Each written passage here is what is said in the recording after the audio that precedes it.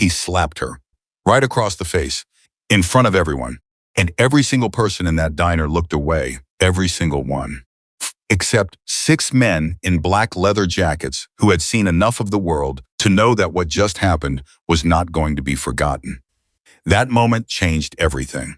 And nobody in Riverside Diner that afternoon, not the manager, not the customers, and certainly not the waitress, still standing there with her hand pressed to her cheek, had any idea how far the consequences were about to reach. If this is the kind of story that reminds you why ordinary people can do extraordinary things, subscribe to our channel and follow along until the very last word. And drop a comment telling us what city you're watching from. I want to see how far this story travels. The lunch rush hit Riverside Diner the way it always did in early September, fast, loud, and completely merciless. Emily Carter had been on her feet since 6:45 in the morning. She had driven to work in the dark, parked in the gravel lot behind the diner, tied her apron with the same knot she'd been tying for a year and 3 months, and walked through the back door without complaining.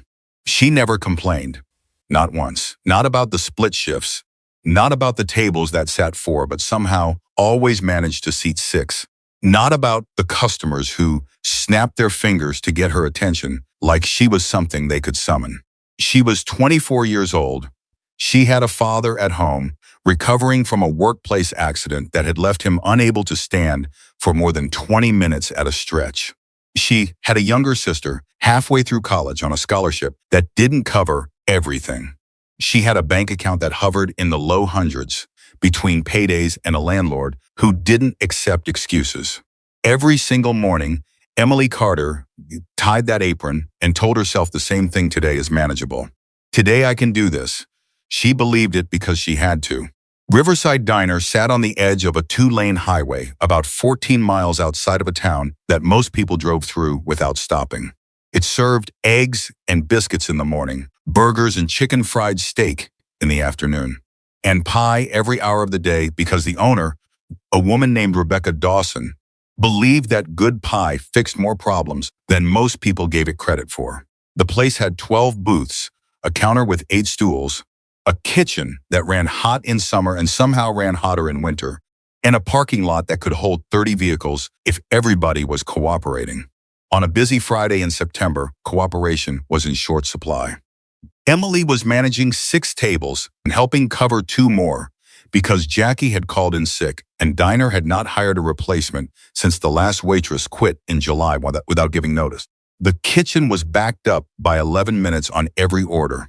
The hostess station was unmanned. The pie case had run out of peach, and someone had forgotten to write the daily specials on the board, which meant Emily had now explained them verbally approximately 47 times before noon. She was holding all of it together the way she always did, with a smile that cost her something every single time she put it on.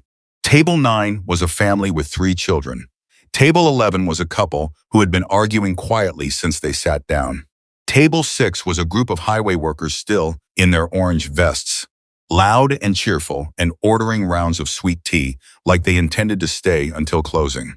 And Table 12, near the large windows at the front of the diner, was occupied by 6 men who had pulled into the lot about 20 minutes earlier on motorcycles that the entire kitchen had heard coming from half a mile away. Emily had taken their order herself. 6 coffees, black, 4 burger plates, 2 of them with extra fries. She had written it down without flinching, thanked them, and moved on, because that was what you did. You didn't stare. You didn't make assumptions. You treated every table the same because every table deserved the same, and because her father had raised her to see the person in front of her rather than the clothes they were wearing or the vehicle they'd arrived in. The men at table 12 wore black leather jackets with patches she recognized. She'd seen those patches on television once, and in a documentary her father had watched on a Sunday afternoon years ago. Bold letters across the back, a death's head in the center, Hell's Angels. She had noted it, tucked it away somewhere in the back of her mind, the way a waitress tucks away every piece of useful information. Table 12. 6 men, black coffee, no trouble so far, and kept moving. She did not know then that those 6 men were going to become the most important stranger she had ever served. The incident that broke everything open started at table 3, which was a two-top near the service station, where Emily kept her order pad and extra napkins. A man named Dale Hutchins had been sitting there for the better part of 40 minutes with a plate of chicken fried steak, a side of mashed potatoes, and a steadily growing complaint about the gravy. The gravy, according to Dale Hutchins, was wrong. Not too thick or too thin, not too salty or too bland, just wrong. He could not explain further. It was simply wrong in a way that seemed to deeply offend him. He had sent it back once, received a second plate with freshly ladled gravy from a different batch, declared that this one was also wrong, and was now working on a third variation while radiating the particular energy of a man who had decided that someone was going to answer for his disappointment. Emily had handled it professionally. She had apologized, offered substitutions, asked questions, gone back to the kitchen twice, and returned each time with whatever she hoped would resolve the situation. She was not responsible for the gravy. The gravy was made by the kitchen. Emily served the gravy. These were different jobs, and she had explained this distinction as gently as possible, while also making clear she genuinely wanted him to enjoy his meal. None of this had worked.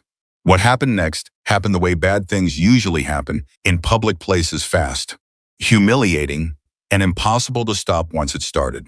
She was standing at table 3, delivering the third plate of chicken fried steak with a smile that had taken everything she had left to produce, when Gavin Miller walked out of the back hallway.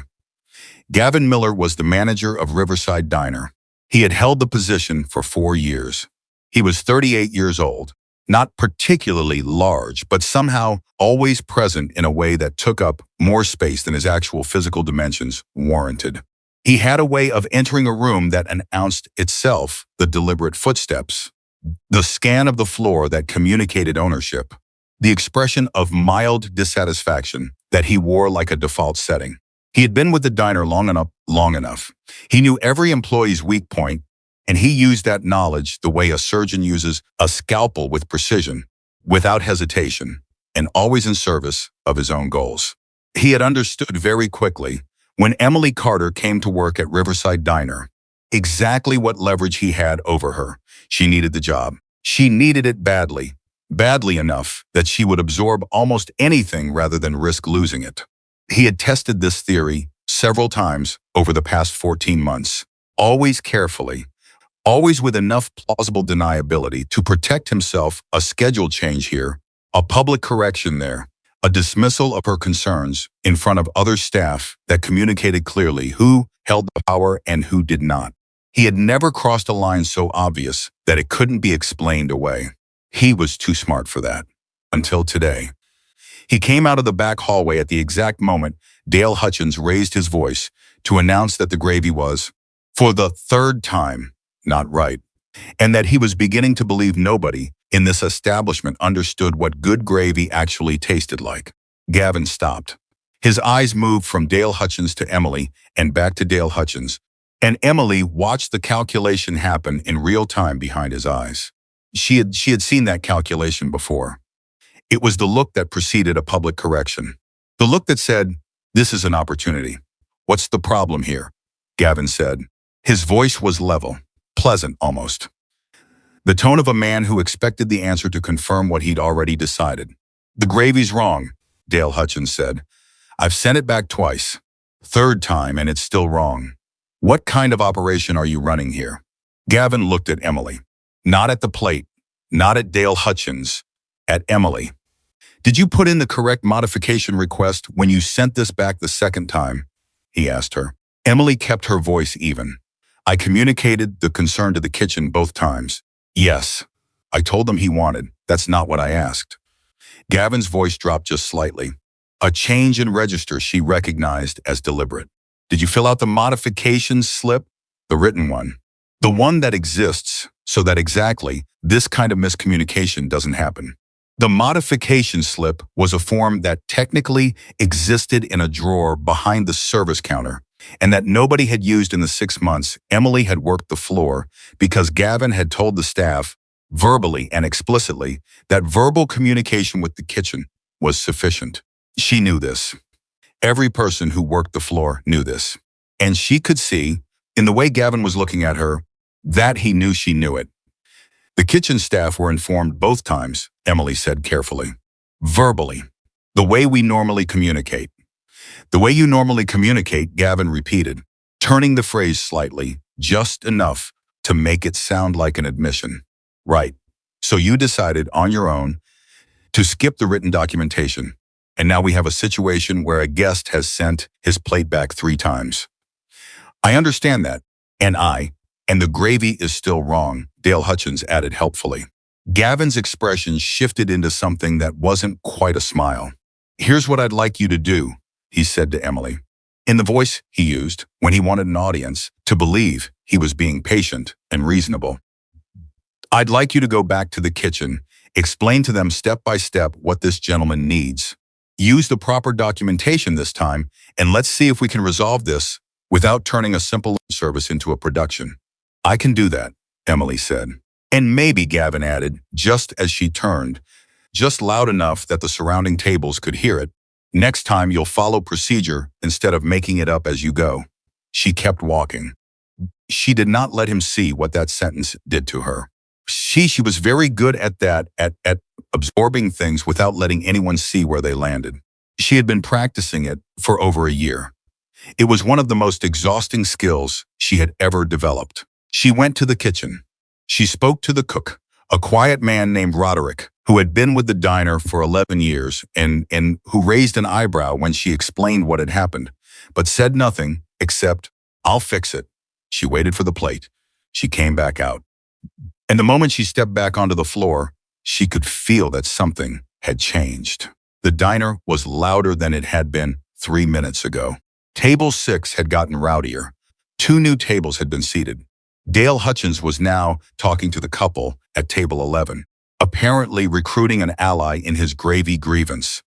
And Gavin was standing near the service counter with his arms crossed, watching the floor with the expression of a man who had decided that the morning's problems had a specific origin. Emily walked the plate to table 3. She set it down carefully. She apologized to Dale Hutchins. She listed the adjustments Roderick had made to the gravy preparation. She asked if there was anything else she could bring him. Dale Hutchins picked up his fork, took a single bite, thought about it for a moment, and said, "It's still not right." Something in Emily's chest tightened. Not from the comment she had handled worse complaints than this, and she would handle worse ones again.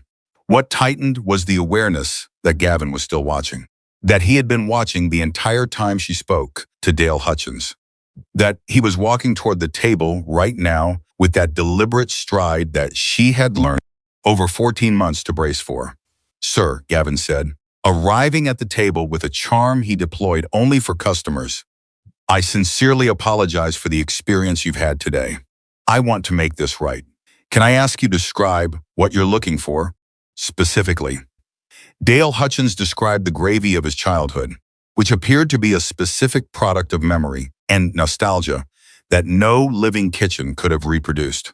Gavin nodded through all of it, sympathetically, attentively, and then turned to Emily and said, in a voice that was still pitched for the surrounding tables, "What exactly did you tell the kitchen when you went back there?" Emily repeated what she had said, word for word. It was accurate, and she knew it was accurate, and she believed, despite everything, that accuracy was a kind of armor. "That's interesting," Gavin said, "because what came out of the kitchen doesn't match what you just described. I told them, what you're telling me," Gavin said, "and what you told them are apparently 2 different things. That's not true." The sentence came out of her before she could calculate the cost of it. Not aggressive, not loud, simply factual. A correction. A single declarative statement of something she knew to be real. Gavin looked at her. The room felt different in the 2 seconds that followed. She couldn't have explained how or why. Something in the air pressure changed. Something behind his eyes shifted from performance into something else. "Excuse me," he said. "I told the kitchen exactly what I told you," Emily said. "The communication was correct. If there's a discrepancy, It didn't start with me. There was a moment less than a second, more than a breath, where everything hung. And then Gavin Miller raised his right hand and slapped Emily Carter across the left side of her face. The sound was worse than she expected. She hadn't expected it at all, which meant there was no preparation, no bracing, no physical anticipation of what was coming. It was simply there, the contact, the sound, the sudden heat spreading across her cheek, and then the room. The room. Every conversation stopped. Not gradually, not in waves. All at once, the way sound stops in an instant of genuine shock. Forks were mid-journey between plates and mouths. Glasses were half raised. Words were half spoken. And then there was nothing, just the diner. Still and absolutely silent. And Emily standing at table 3 with her hand rising lightly toward her face, and 43 people looking at her. She did not cry. She wanted to. And she understood later that not crying in that moment was one of the hardest things she had ever done. And also that it was almost involuntary, her body simply refusing to add vulnerability to humiliation in front of an audience this large. She lowered her hand. She looked at Gavin. He was already composing his face into something more neutral, already retreating from what he had done. Already, she could see constructing the explanation. If you can't handle, he started. Don't. The word came from somewhere to her left, and it was not loud, and it was not threatening, but it had a quality that made Gavin stop. The quality of something that would not be argued with. The man who had spoken was standing up from table 12. He was in his late 40s, broad-shouldered, with gray threading through dark hair and a beard that had grown into something permanent rather than fashionable. He wore a black leather jacket with the patches she had noted when she first took his order, the name, the chapter, the insignia she had tucked away in the professional part of her mind. He had a face that had been through things, and he was looking at Gavin Miller with the specific expression of someone who had lived long enough to be finished with certain categories of behavior. He walked forward slowly, not rushing, not performing, just walking. The way a man walks when he's decided something and doesn't need to announce it. Don't, he said again, and this time it was directed at the sentence Gavin was still trying to finish. Gavin looked at him. The composure flickered. The other 5 men at table 12 were standing now too. None of them had moved toward anyone. None of them had raised a voice or gestured or done anything that could be called threatening. They were simply standing, all 6 of them, and looking, and the weight of that combined attention had a physical quality to it. Sir, Gavin said, and the word came out a half step shorter than he intended. This is an internal employment matter, and I don't care what you'd appreciate. The man from table 12 said it flatly, without anger, which somehow made it more effective than anger would have been. I watched what you just did. Everyone in this room watched what you just did. And whatever came before it, whatever that argument was about, there is no version of that argument that ends with a man hitting a woman at her workplace. Gavin's jaw moved. She was being insubordinate. She told you something was true, the man said. That's not insubordination. That's a person speaking. Emily was aware of several things simultaneously. The ongoing silence from every other table. The fact that several customers had pulled out their phones at some point in the last 30 seconds, though she hadn't registered when. The warmth still radiating from her left cheek. But the way her hands had stopped shaking somewhere in the last 90 seconds without her consciously deciding to stop them. And the particular way this man, this stranger, who had ordered black coffee and a burger plate and been no trouble at all, was standing between her and the manager of the diner, where she worked as if it were the most natural thing in the world. What's your name? The man asked her.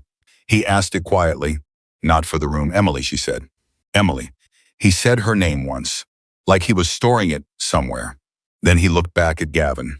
Emily's name is Emily. She's been on her feet since before most of these people sat down for breakfast. She brought my coffee without spilling it and remembered which of us wanted extra napkins and which of us didn't. Whatever problem you had with the way she communicated with your kitchen, you handle that in private. You do not put your hands on her. Gavin drew himself up. I understand you feel strongly about this, but I'm not done. The man said it without raising his voice. You need to understand something. Every person in this diner watched you hit this woman. Several of them recorded it. There is no version of the next conversation you have where that didn't happen. So the only choice you have right now is how you respond to what everyone already saw. Gavin's eyes went around the room. And for the first time, Emily watched him actually see it, the phones.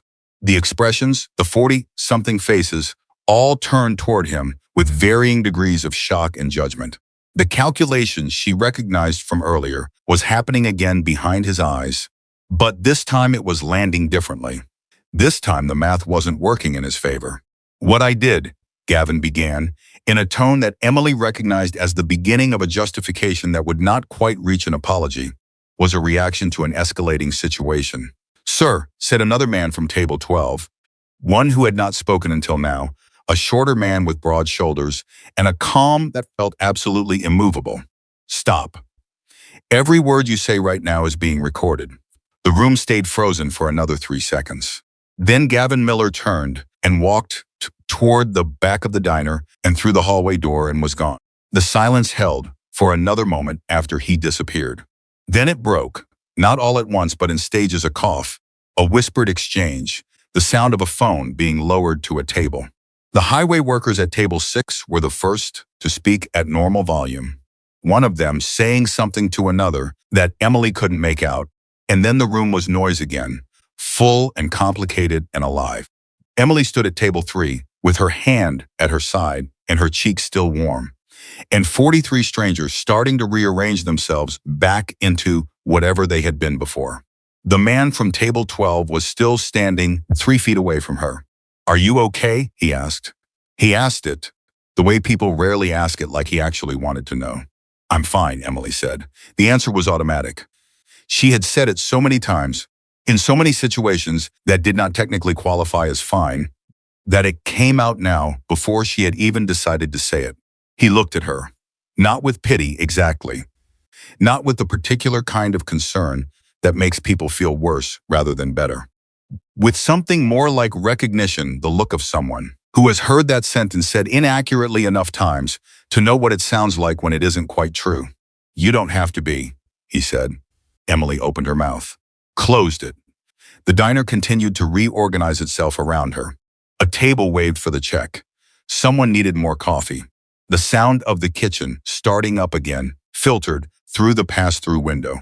The world, in other words, was continuing, which was what the world always did, regardless of what had just happened in it. But something in Emily Carter's chest had shifted. Something that had been pressed flat for 14 months under the weight of medical bills and empty bank accounts and the necessity of keeping the job, just keeping the job, whatever it took, something in there had moved. My name is Cole, the man said. Cole Barrett. I know you didn't have to do that, Emily said. Yeah, Cole said, I know. He returned to table 12. Emily went to get more coffee. But she noticed something when she crossed the floor.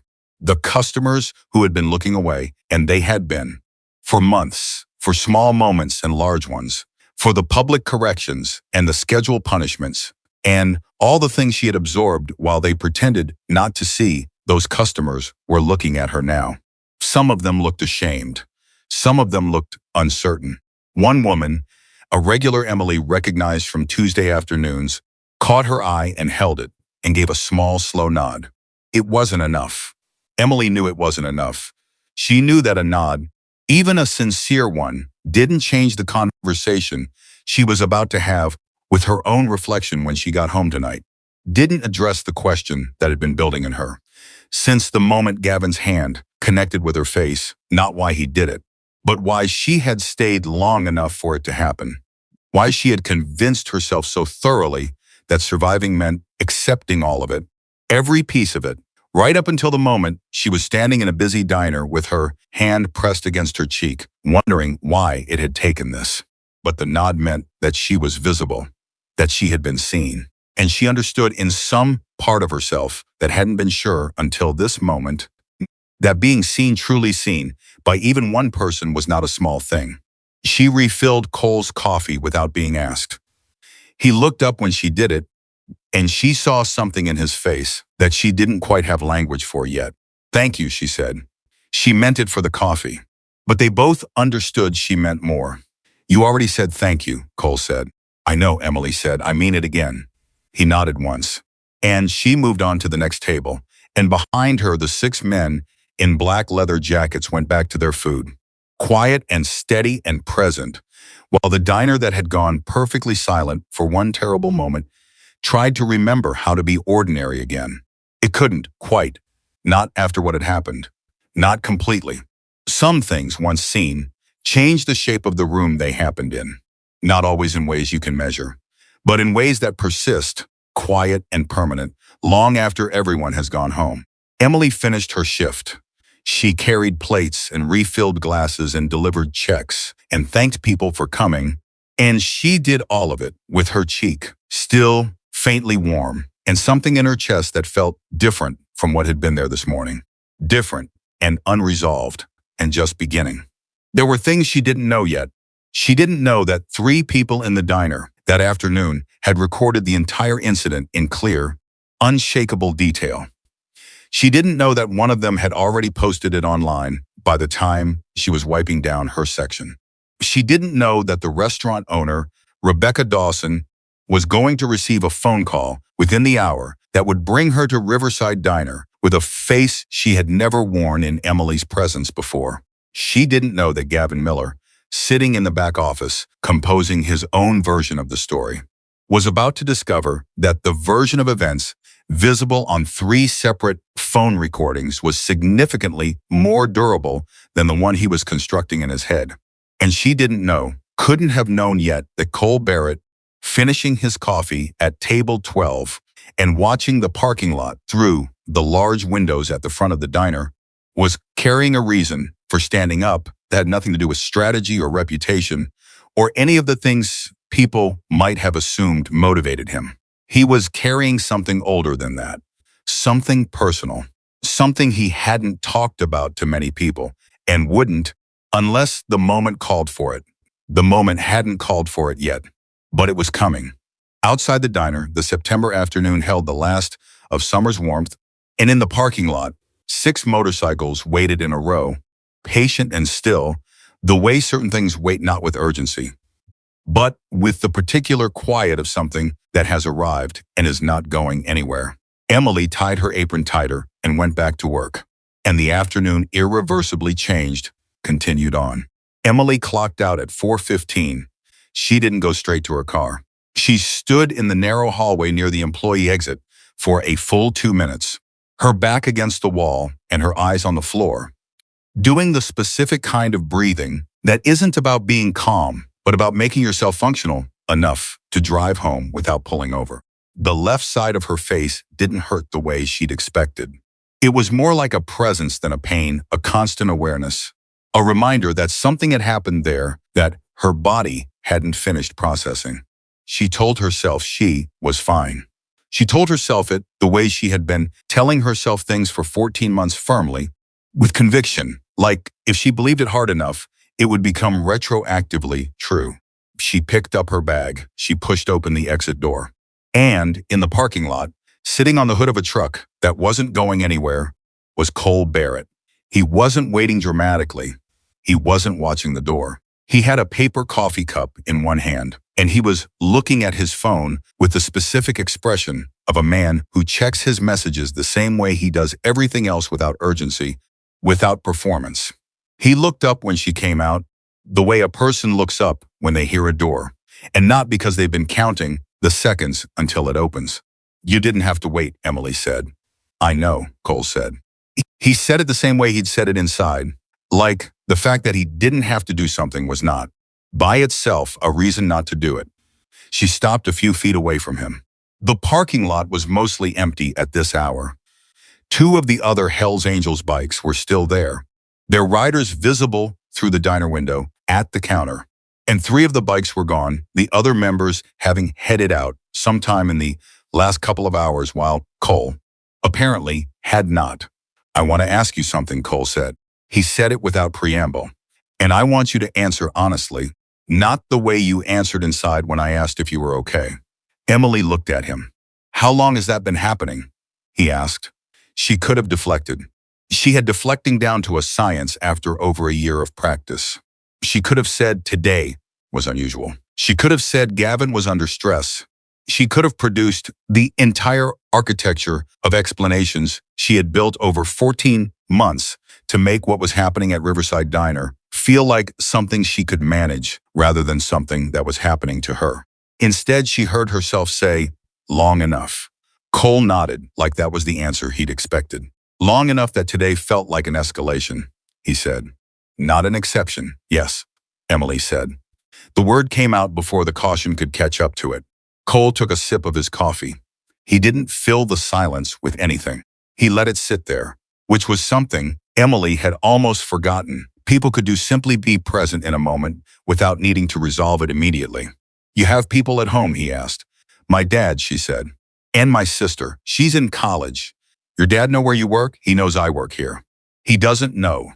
She stopped. "He's been dealing with his own situation. He doesn't need more to carry." Cole looked at her for a moment. "So you've been carrying it for him?" It wasn't a question. Emily didn't answer it like one. "I need this job," she said. "I know how that sounds. I know what you're thinking, that nobody should stay somewhere like this because they need the money. I know the speech. I could give the speech. But my dad's medication alone is—" "I'm not giving a speech," Cole said. "I'm not here to tell you what you should have done. I wasn't the one paying your bills." Something in her chest released about a quarter of an inch. Not all the way, but enough to breathe slightly differently. "I've been told to quit before," she said. "By other people who didn't have to worry about what happened if I did." "I know," Cole said simply. She studied him for a moment. "Why are you still here? You could have done what you did inside and left. Most people would have." "Most people looked away inside," Cole said. "Looking away after the fact isn't much of an improvement." Emily almost smiled. "Almost. That's fair." Behind her, the diner door opened, and Jackie, who had apparently recovered from whatever illness had kept her home this morning, or perhaps had been called in when the situation became something that required all hands, stuck her head out and said, "Emily, Rebecca's here." Emily's stomach dropped approximately 3 inches. Rebecca Dawson was the owner of Riverside Diner. She was 61 years old, had built the diner from a roadside counter with 4 stools into what it currently was. And she had hired Emily personally because Emily had looked her in the eye during the interview and said, with complete sincerity, that she believed people deserved to be treated well, whether they were eating at a counter or a 5-star restaurant. Rebecca had liked that answer.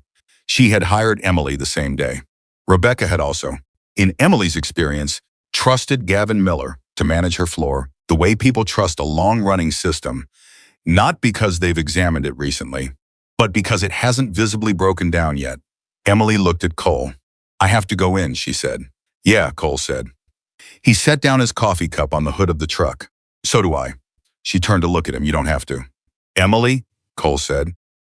And there was something in the way he said her name, not commanding, not parental, just completely level. "I watched something happen today. I'm a witness. That matters whether it's convenient or not." She didn't argue. She pushed open the door and went back inside. And Cole Barrett followed her, and the sound of the diner wrapped around both them as they walked back in through the employee entrance and into whatever was coming next. Rebecca Dawson was standing near the hostess station. She was a compact woman, gray-haired, with the particular kind of stillness that belongs to people who have managed emergencies long enough that stillness has become their default response to crisis. She looked at Emily when Emily came through the door, and her eyes went immediately to the left side of Emily's face. And something happened in Rebecca's expression that Emily hadn't expected. She looked like she had been struck herself. "Emily," Rebecca said. "I'm okay," Emily said, automatic again. "Stop," Rebecca said. And then, softer, "Please stop saying that." Cole had come through the door behind Emily and was standing now at a respectful distance, close enough to be present, far enough not to crowd the conversation. Rebecca noticed him, and her eyes tracked to the patches on his jacket and then back to Emily. And whatever she had been about to say got briefly rerouted. "This is Cole Barrett," Emily said. "He was here this afternoon. She paused. because she wasn't sure how to characterize what Cole had done in a way that was accurate and complete. He saw what happened. "I've seen the recording," Rebecca said. Her voice was very controlled, in the way that voices get controlled when the alternative is coming apart. "Someone from the next table sent it to me. I've also received," she exhaled once, sharply. "I've received 4 other messages in the last hour. 3 from customers, 1 from a former employee." Emily went still.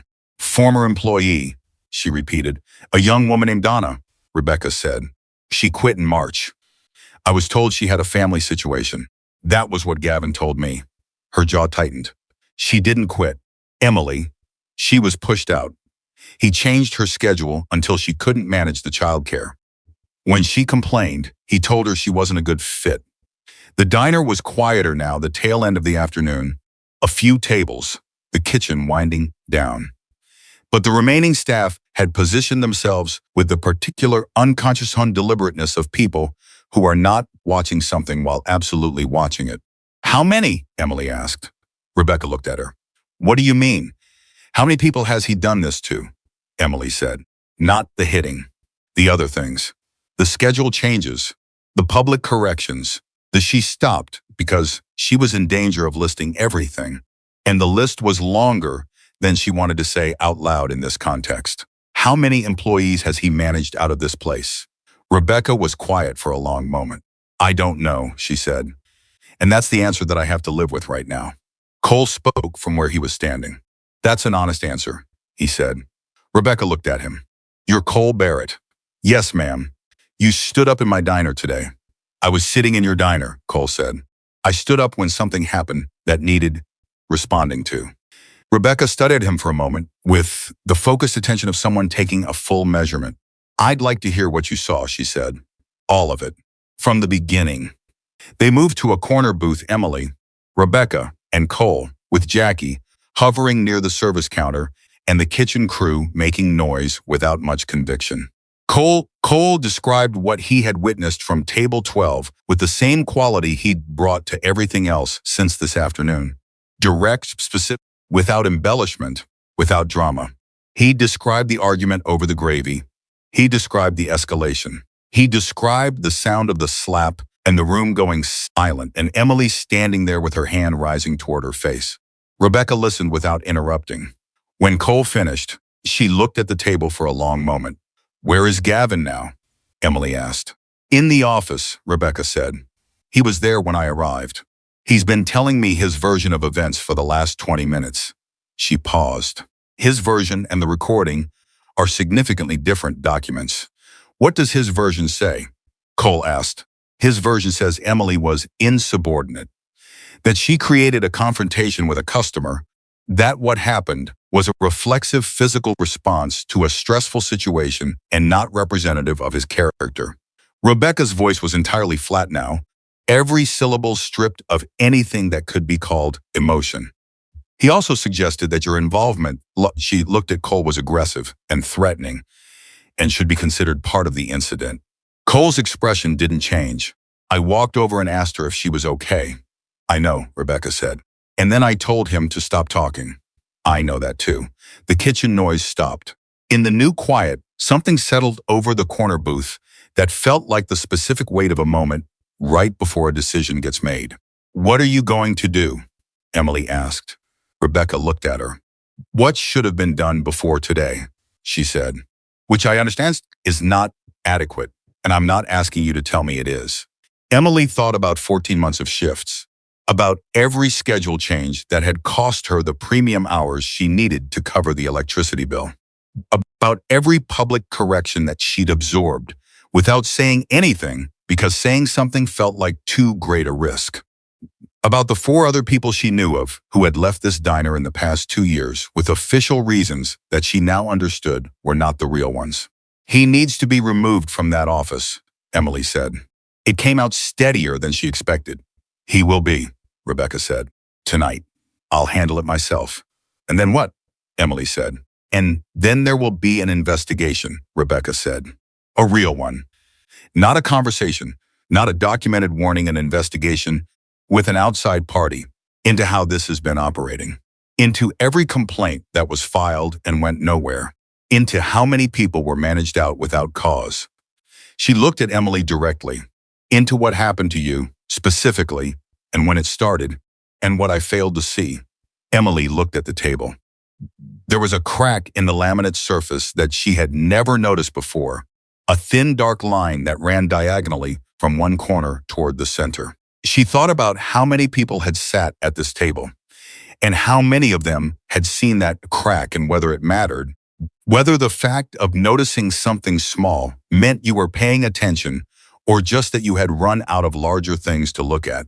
I don't know if I can come back here, she said. Rebecca didn't argue. That's your choice, she said. It will remain your choice. But I want you to know that if you come back, it won't be to the same place. Cole had been quiet for several minutes. Now he said, "Can I ask you something, Ms. Dawson?" "Go ahead."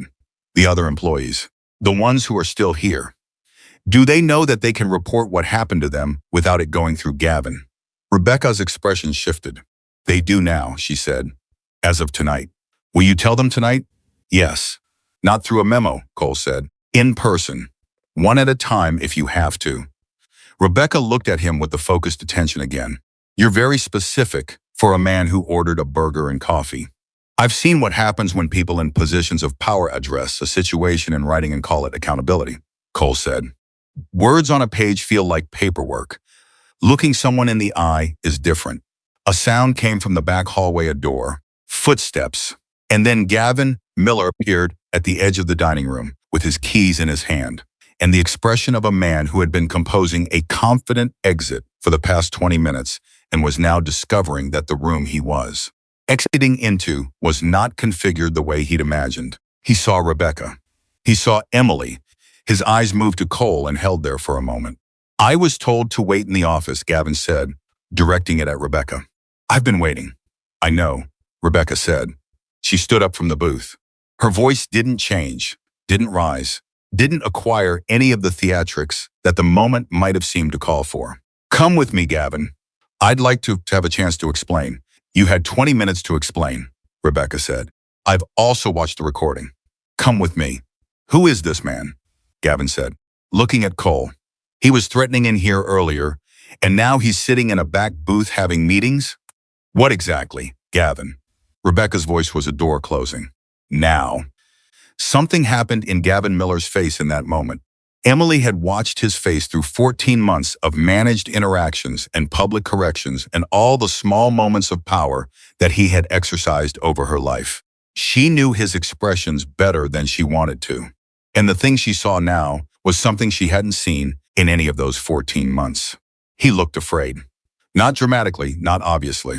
But beneath the composure and the justifications and the constructed narrative of himself as reasonable, there was something that had started to understand that the accounting had arrived earlier than expected and was going to be more thorough than he'd planned for. He went with Rebecca. The back hallway swallowed both of them. Emily sat in the corner booth and listened to the diner breathe around her. Jackie materialized from somewhere near the service counter with 2 fresh coffees that nobody had asked for and set them down without saying anything and then went back to where she'd come from. It was one of the kindest things Emily had experienced in weeks. "He's scared," Emily said. "Yeah," Cole said. "I've never seen him scared before." "Most people who run like he does don't get scared until the audience disappears," Cole said. "He's been performing for an audience the whole time. The customers, the employees, you. The performance only works when the audience doesn't have the full picture." He picked up the coffee Jackie had left. 3 different people recorded what happened today. The audience has the full picture now. Emily wrapped both hands around her own coffee cup. It was something to do with her hands, which had been restless since she'd come back inside. "The videos are already out there, aren't they?" It wasn't a question. "Probably," Cole said. "By tomorrow, yes." She closed her eyes for 3 seconds, opened them. "I don't know if I'm ready for that." "You don't have to be ready for it to already be happening," Cole said. It wasn't unkind, the way he said it. It was simply accurate. "I know." She looked at him across the table. "Why did you stay? You could have left hours ago. You'd done everything. You said what needed to be said. You stood where you needed to stand, and then you could have gotten on your bike and gone wherever where you were going before you stopped here. Cole set down his coffee cup. He looked at it for a moment, not at her. You know what the most dangerous part of today was? He said. Not what he did. What happened right after. When he walked away and the room went back to normal and you went back to work, he looked up at her. That's the part that would have sealed it. You absorbing it and continuing, and everyone absorbing you, absorbing it, and the whole thing getting folded into a day that just had something bad in it. That's how it keeps going. That's how it's been going. Emily was quiet. I stayed, Cole said, because walking out after saying something is almost as easy as not saying anything. The point isn't the moment. The point is what comes after the moment. From the back of the diner, behind the hallway wall, there was the sound of a conversation happening, not the words. Just the rise and fall of it, Rebecca's voice steady and Gavin's voice losing its steadiness by degrees. It went on for 4 minutes. Then there was silence. Then the sound of a single door. Then Rebecca came back into the dining room alone. She stopped when she saw Emily looking at her. She gave a single, small nod. He's gone, she said. He's 30 days of personal effects to collect, and I will have a representative present when he does. He will not return to the floor. She paused. He disagrees with my decision. He made that clear. What did he say? Emily asked. He said you provoked him, Rebecca said. He said the men at table 12 created a threatening environment. He said the videos don't show the full context. She exhaled. He said a number of things, none of which changed what I watched on that recording. Cole said, he'll say them publicly too. Yes, Rebecca said. He will. Emily needs to be prepared for that. Rebecca looked at Emily. Do you have someone you can call tonight? Not someone who needs you to be fine. Someone you can actually talk to. Emily thought of her father, who would see it in her face the moment she walked in the door, regardless of what she said. She thought of her sister, 2 hours away, in a dorm room, halfway through midterms. She thought of the particular aloneness of being the person in a family who carries things so that other people don't have to. I'll figure it out, she said. Rebecca reached into the pocket of her jacket and pulled out a card and set it on the table. My direct number, not the diner's number, mine. If anything happens tonight, if you hear from Gavin, if you hear from anyone connected to him, if you feel unsafe for any reason, you call that number. Emily looked at the card. Also, Rebecca said, I'm authorizing paid leave starting tomorrow. Full rate. Until you decide what you want to do. No pressure about a timeline. No conditions. You have time to think. The word paid landed somewhere in Emily's chest in the specific way that certain words land when you haven't had the luxury of not thinking about money for long enough that money has started to feel like a physical object occupying your thoughts. Paid leave meant the medication bill. Paid leave meant the week her sister needed for textbooks. Paid leave meant breathing room in the margin, where there had been none for over a year. She was not going to cry about it in this booth. She was not. Thank you, she said. Her voice held. Rebecca nodded. She looked at Cole. I want to say something to you. All right, Cole said. I've owned this diner for 19 years, Rebecca said. I've had employees come and go, and I've had managers I trusted, and I've had situations that I handled, and situations I didn't handle the way I should have. What happened today didn't happen because I didn't care about my staff. It happened because I let a system run on trust without verifying what that trust was actually doing. She stopped. What you did today was something I should have provided. I am sorry for that. Not to you, to her. She turned back to Emily, and for a moment, the professional distance she'd been maintaining dissolved just slightly, and what was underneath it was something genuine and unglamorous and tired, the expression of a person who has been in a position of authority long enough to understand what that authority had failed to protect. I'm sorry, Rebecca said, for every day before today. Emily nodded. She didn't say it was okay because it wasn't, and Rebecca wasn't asking her to say it was. And that the fact that Rebecca wasn't asking her to say it was okay was its own kind of relief. Rebecca left to speak with the remaining staff, one at a time, in person, the way Cole had suggested. Emily and Cole sat in the corner booth with their second cups of coffee. You should eat something, Cole said after a while. I'm not hungry. You've been on your feet for 10 hours. You should eat something anyway, she almost argued. Instead, she flagged down Jackie, who brought her a plate of eggs without being asked a question, which meant Jackie had been paying close attention to the conversation from a distance and had made her own assessment of what was needed. Can I ask you something? Emily said, when the eggs arrived. Sure, Cole said. Why does it feel worse now than it did when it happened? Cole thought about that for a moment. He didn't answer immediately, which she had already learned was something he did, taking the actual measure of a question before responding to it. Because when it happened, you were in it, he said, Ed. You were managing. Your brain was working the problem. Now the problem is handled, at least the immediate version of it, and everything your brain was holding back to keep you functional is coming forward. He looked at her. That's not weakness. That's just what happens when the adrenaline ends. It doesn't feel like strength right now. Strength doesn't feel like anything when you're in it, Cole said. It only looks like strength from the outside. From the inside, it feels like not having a choice. Emily ate 3 bites of eggs. Outside, through the windows at the front of the diner, the same windows table 12 had looked out from the September evening had gone dark around the edges, and the highway traffic had thinned to occasional headlights. The parking lot held a few cars, 2 motorcycles, and the particular stillness of the end of a long day. The other members of your group, Emily said. Where did they go? Some had places to be, Cole said. 2 of them are at the motel down the road. We were planning to be through here tonight, continue tomorrow. Were? He smiled, just slightly. Plans adjust. She looked at him for a long moment.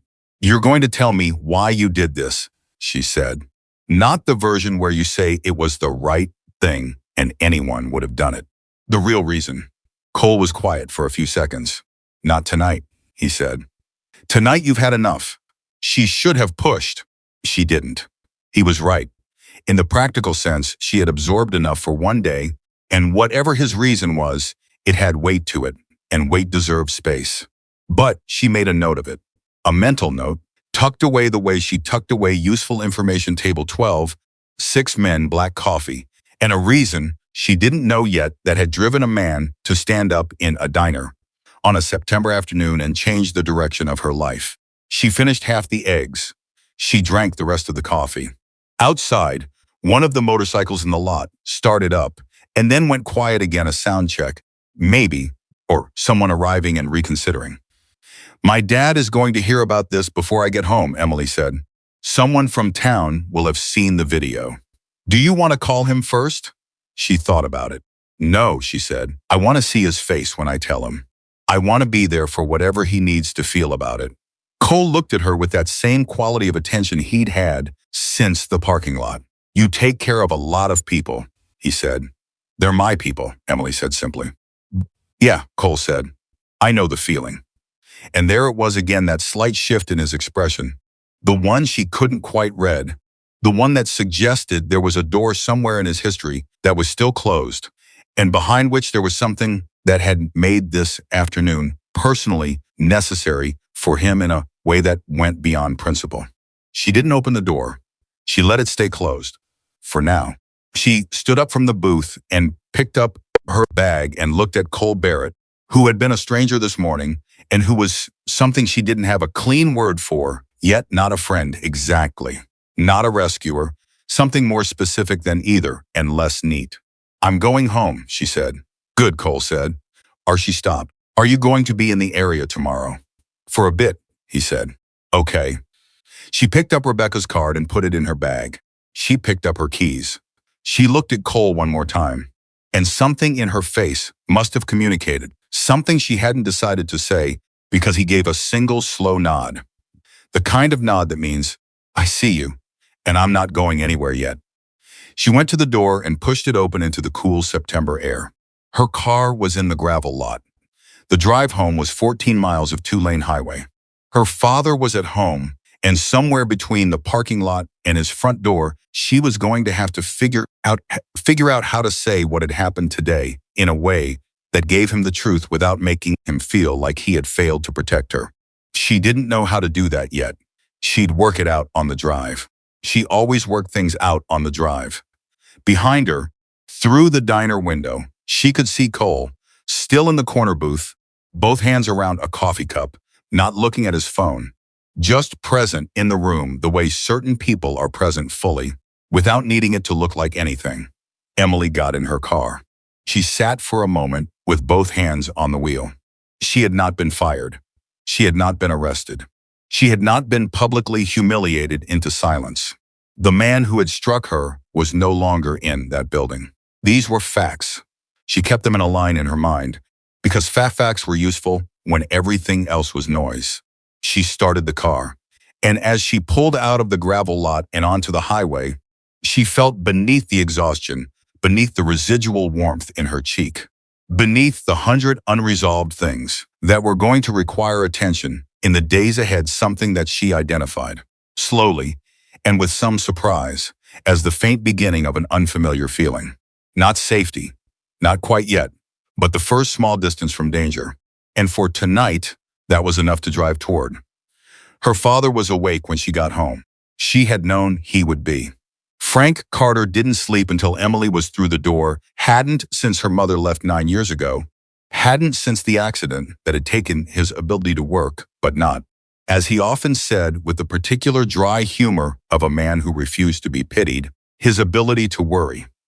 He was sitting in the chair by the window when she came in, which meant he had been watching for headlights, which meant he already knew something was wrong before she said a single word.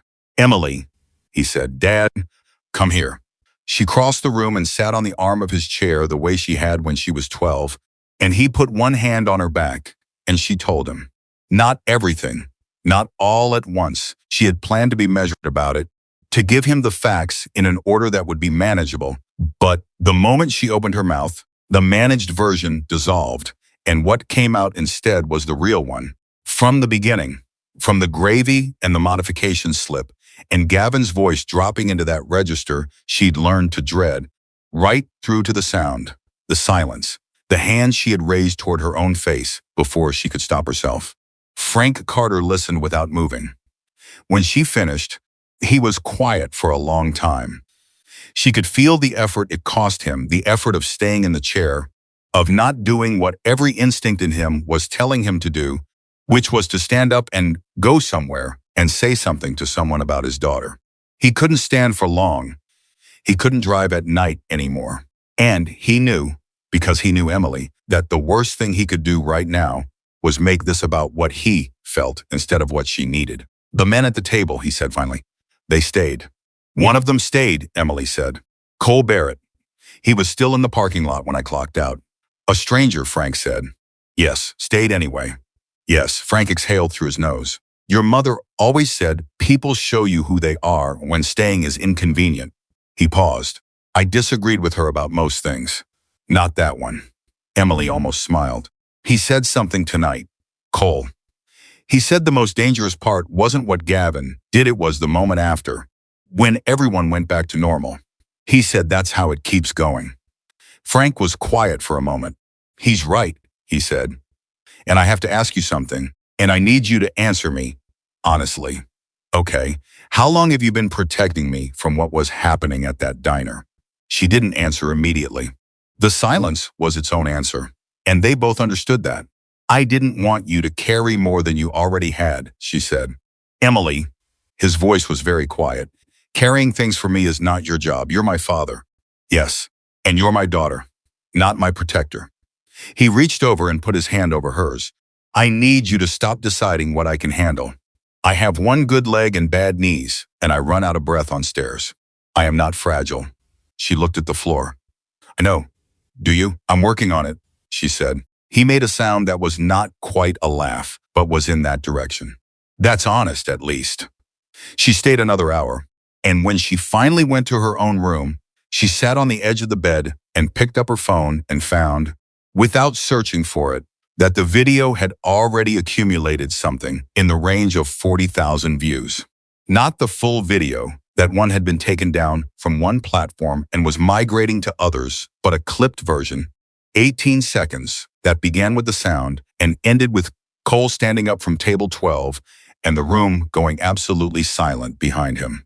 18 seconds, 40,000 views. And that was just one clip, on one platform. After a few hours, she put the phone face down on the mattress and stared at the ceiling and tried to decide if she was afraid of what tomorrow would look like. The honest answer was yes. The other honest answer was that she had been afraid of what tomorrow looked like for 14 months, and that at least now the fear had a different shape. She fell asleep with the phone on the mattress and woke up at 6:42 in the morning to 17 missed calls. Not from Gavin. She had half expected Gavin, had braced for the specific dread of seeing his name on the screen. But Gavin's number wasn't in the calls. What she found instead were 3 calls from numbers she didn't recognize, 2 from local news stations whose names she recognized from their area codes, 4 from people she did know, her sister twice, a coworker named Sandra who had been with the diner for 6 years, a woman from her father's physical therapy group who had somehow found her number, and then, at 6:15 in the morning, a call from Rebecca Dawson. She called Rebecca back first. "I was hoping you'd call before 8, Rebecca said. She sounded like she hadn't slept. "What happened overnight?" Emily said. "The video has been shared approximately 300,000 times as of 6 o'clock this morning," Rebecca said. "I have received contact from 2 local television stations, 1 regional paper, and a podcast that apparently covers workplace issues.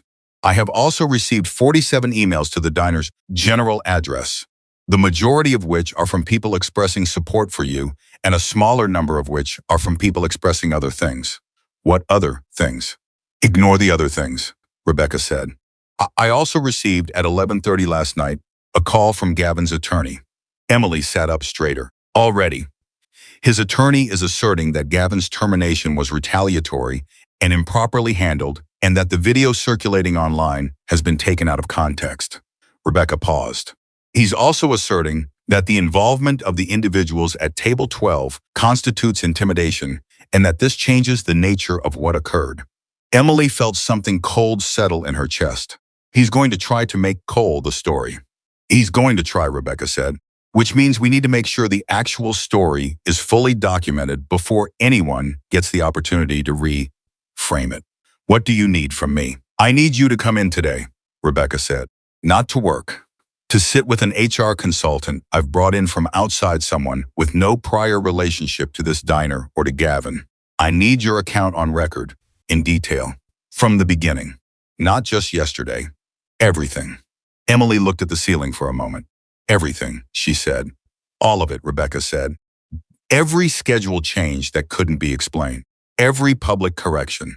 Every time you felt afraid to speak. All of it, documented, dated as specifically as you can remember. Signed." "That's going to be a long session," Emily said. "I know," Rebecca said. "I'll have coffee and I'll make sure there's food. Take whatever time you need."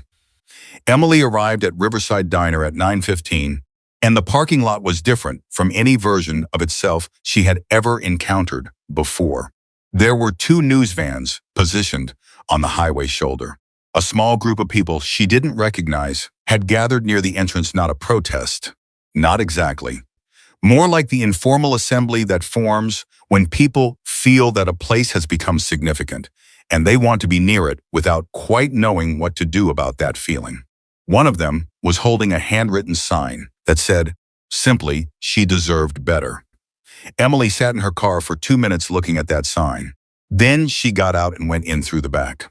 Rebecca was already there, and with her was a woman named Patricia Howell, the HR consultant, mid-50s, brisk and organized with a yellow legal pad, and the specific energy of someone who had heard difficult accounts before and had developed the capacity to receive them fully without making the person delivering them feel like a case file. They sat in the back office, not the same office where Gavin had spent his last hour at Riverside Diner, but the smaller room beside it that Rebecca used for inventory and scheduling. The difference mattered to Emily in a way she didn't explain and didn't need to. Patricia set a recorder on the table. She looked at Emily.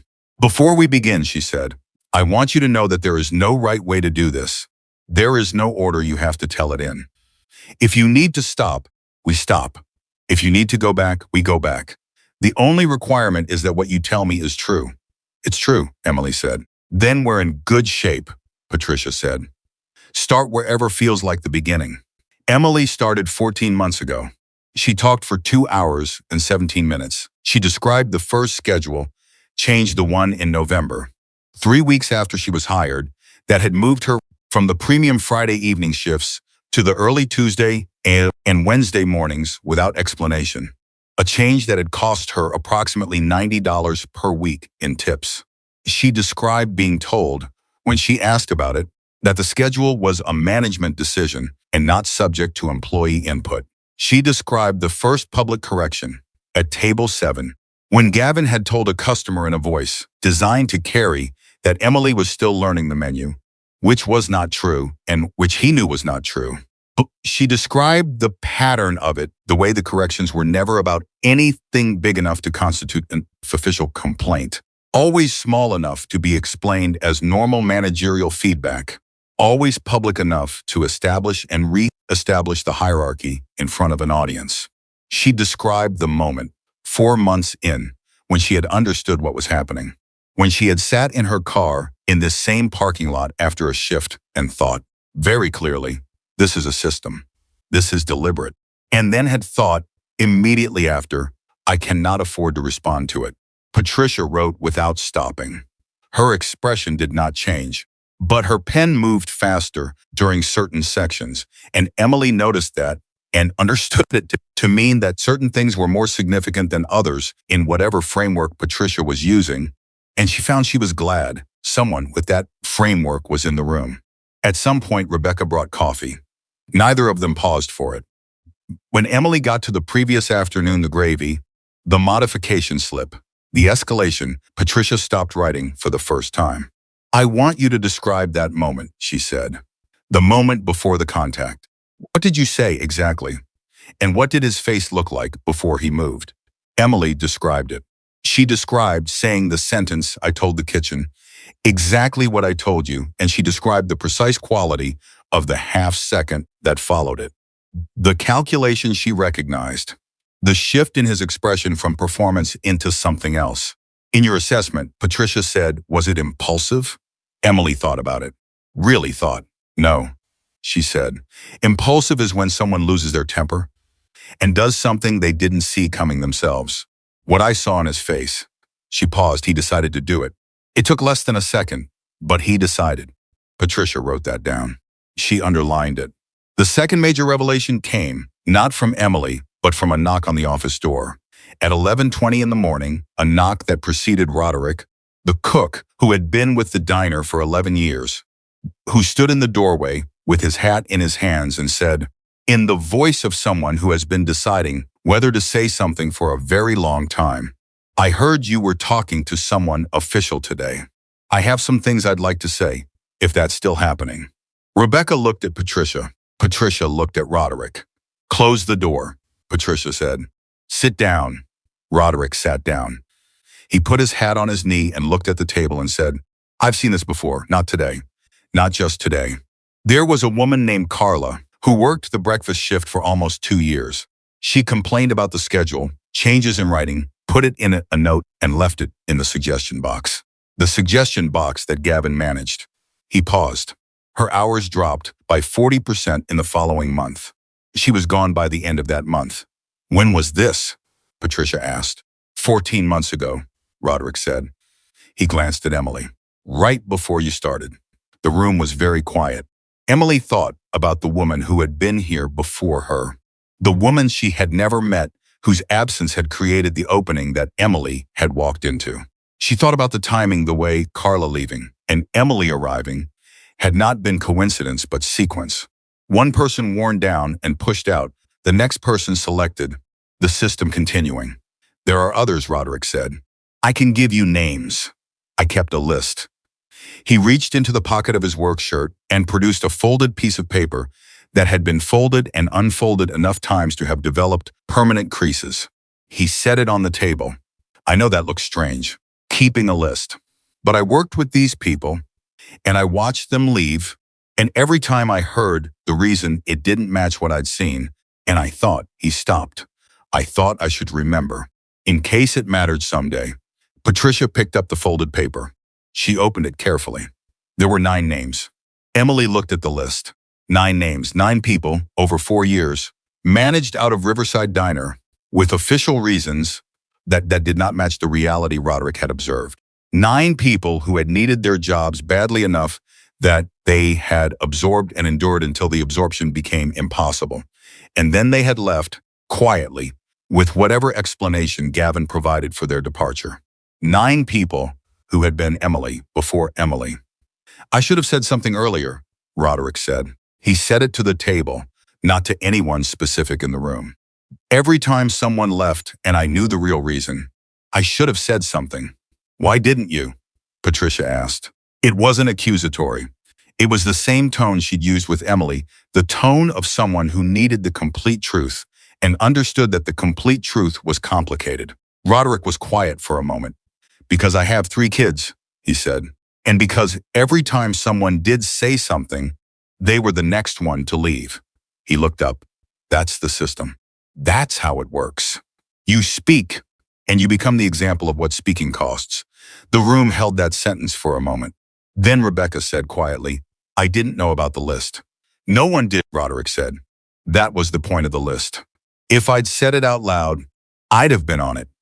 There was the sound of something happening in the front of the diner, a voice raised, a door, the specific quality of an arrival that was not routine. Emily looked at Rebecca. Rebecca went to the door and opened it and stood there for a moment, and then she turned back to the room. Gavin is here, she said. The temperature in the room changed. He doesn't have an appointment, Patricia said. Her voice was completely level. He doesn't seem to require one, Rebecca said. He's at the front door with a man I'm assuming is his attorney. Emily's hands went flat on the table. She noticed this happening and did not move them, because moving them would have felt like acknowledging that her hands had done something involuntary, and she was not prepared to give that ground. You don't have to see him, Patricia said to Emily. I know, Emily said. But, Patricia said. Emily thought about the list on the table. 9 names on a folded piece of paper that Roderick had carried in his pocket for reasons he hadn't been able to name to anyone. 9 people who had left quietly. 9 exits that had taught the system it could continue. Tell him he can come in, Emily said. Rebecca looked at her for a moment. Then she nodded and went to the front. She came back 45 seconds later with Gavin Miller and a man in a gray suit who introduced himself as Marcus Webb, attorney, and who had the careful posture of someone who had already decided how this meeting was going to go. Gavin looked different than he had yesterday. He had spent time on his appearance this morning. The shirt was pressed. The hair was neat, but underneath the presentation there was something that hadn't been there the day before. Not fear. Exactly.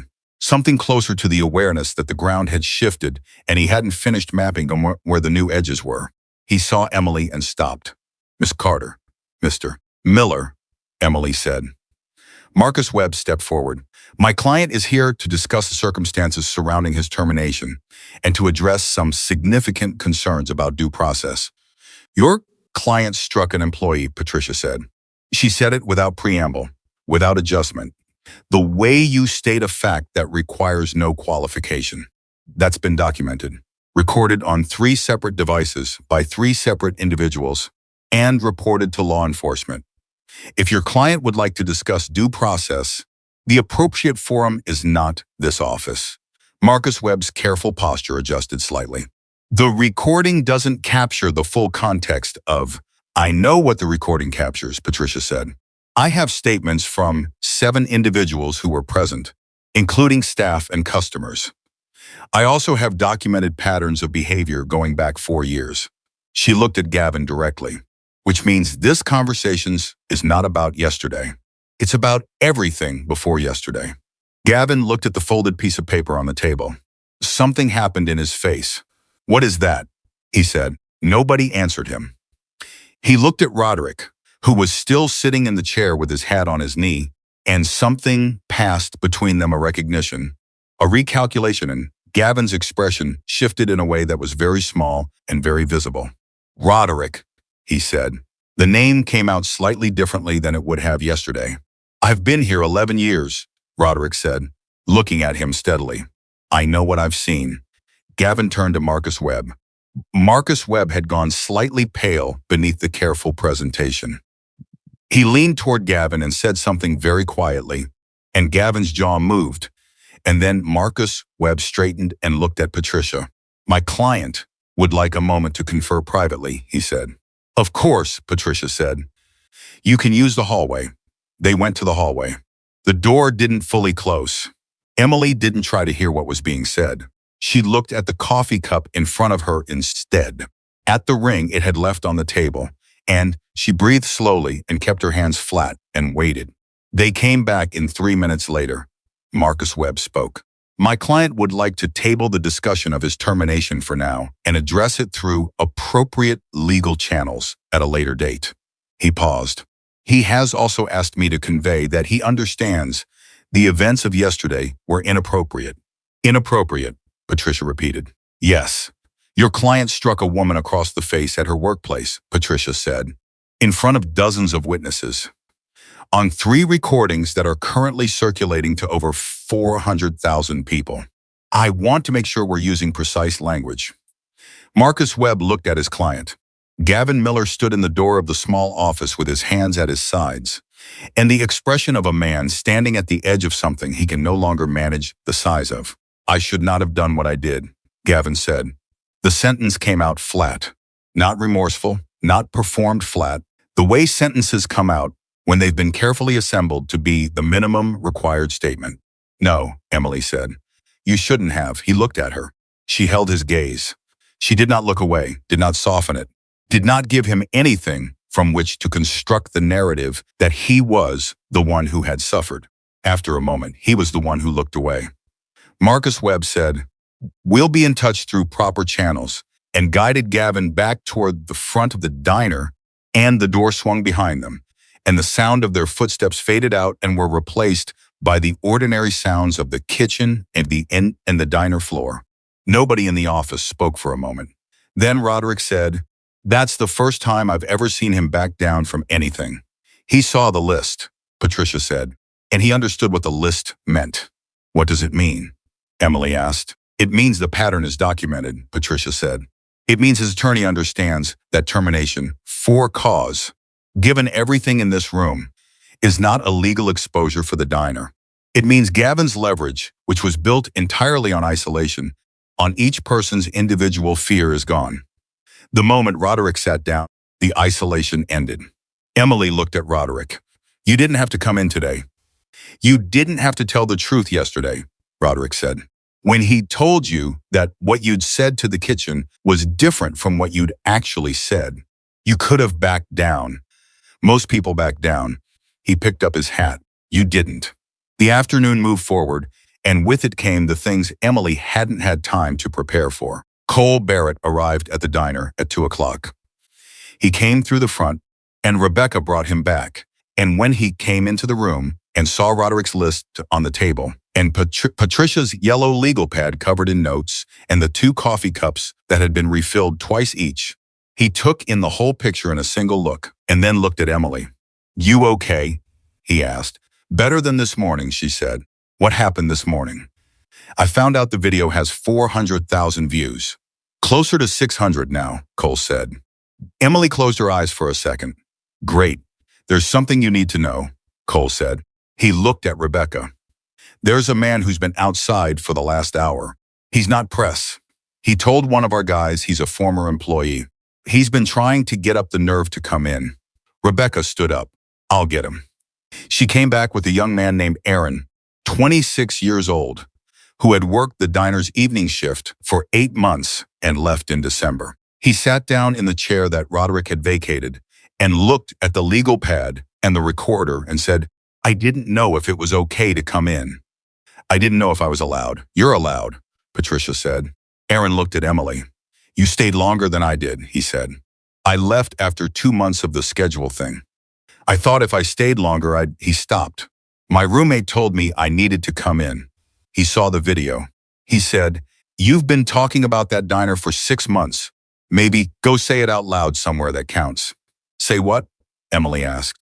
That what he did to you, he'd been doing to everyone, Aaron said, and that I knew. And I left instead of saying it. He looked at the table.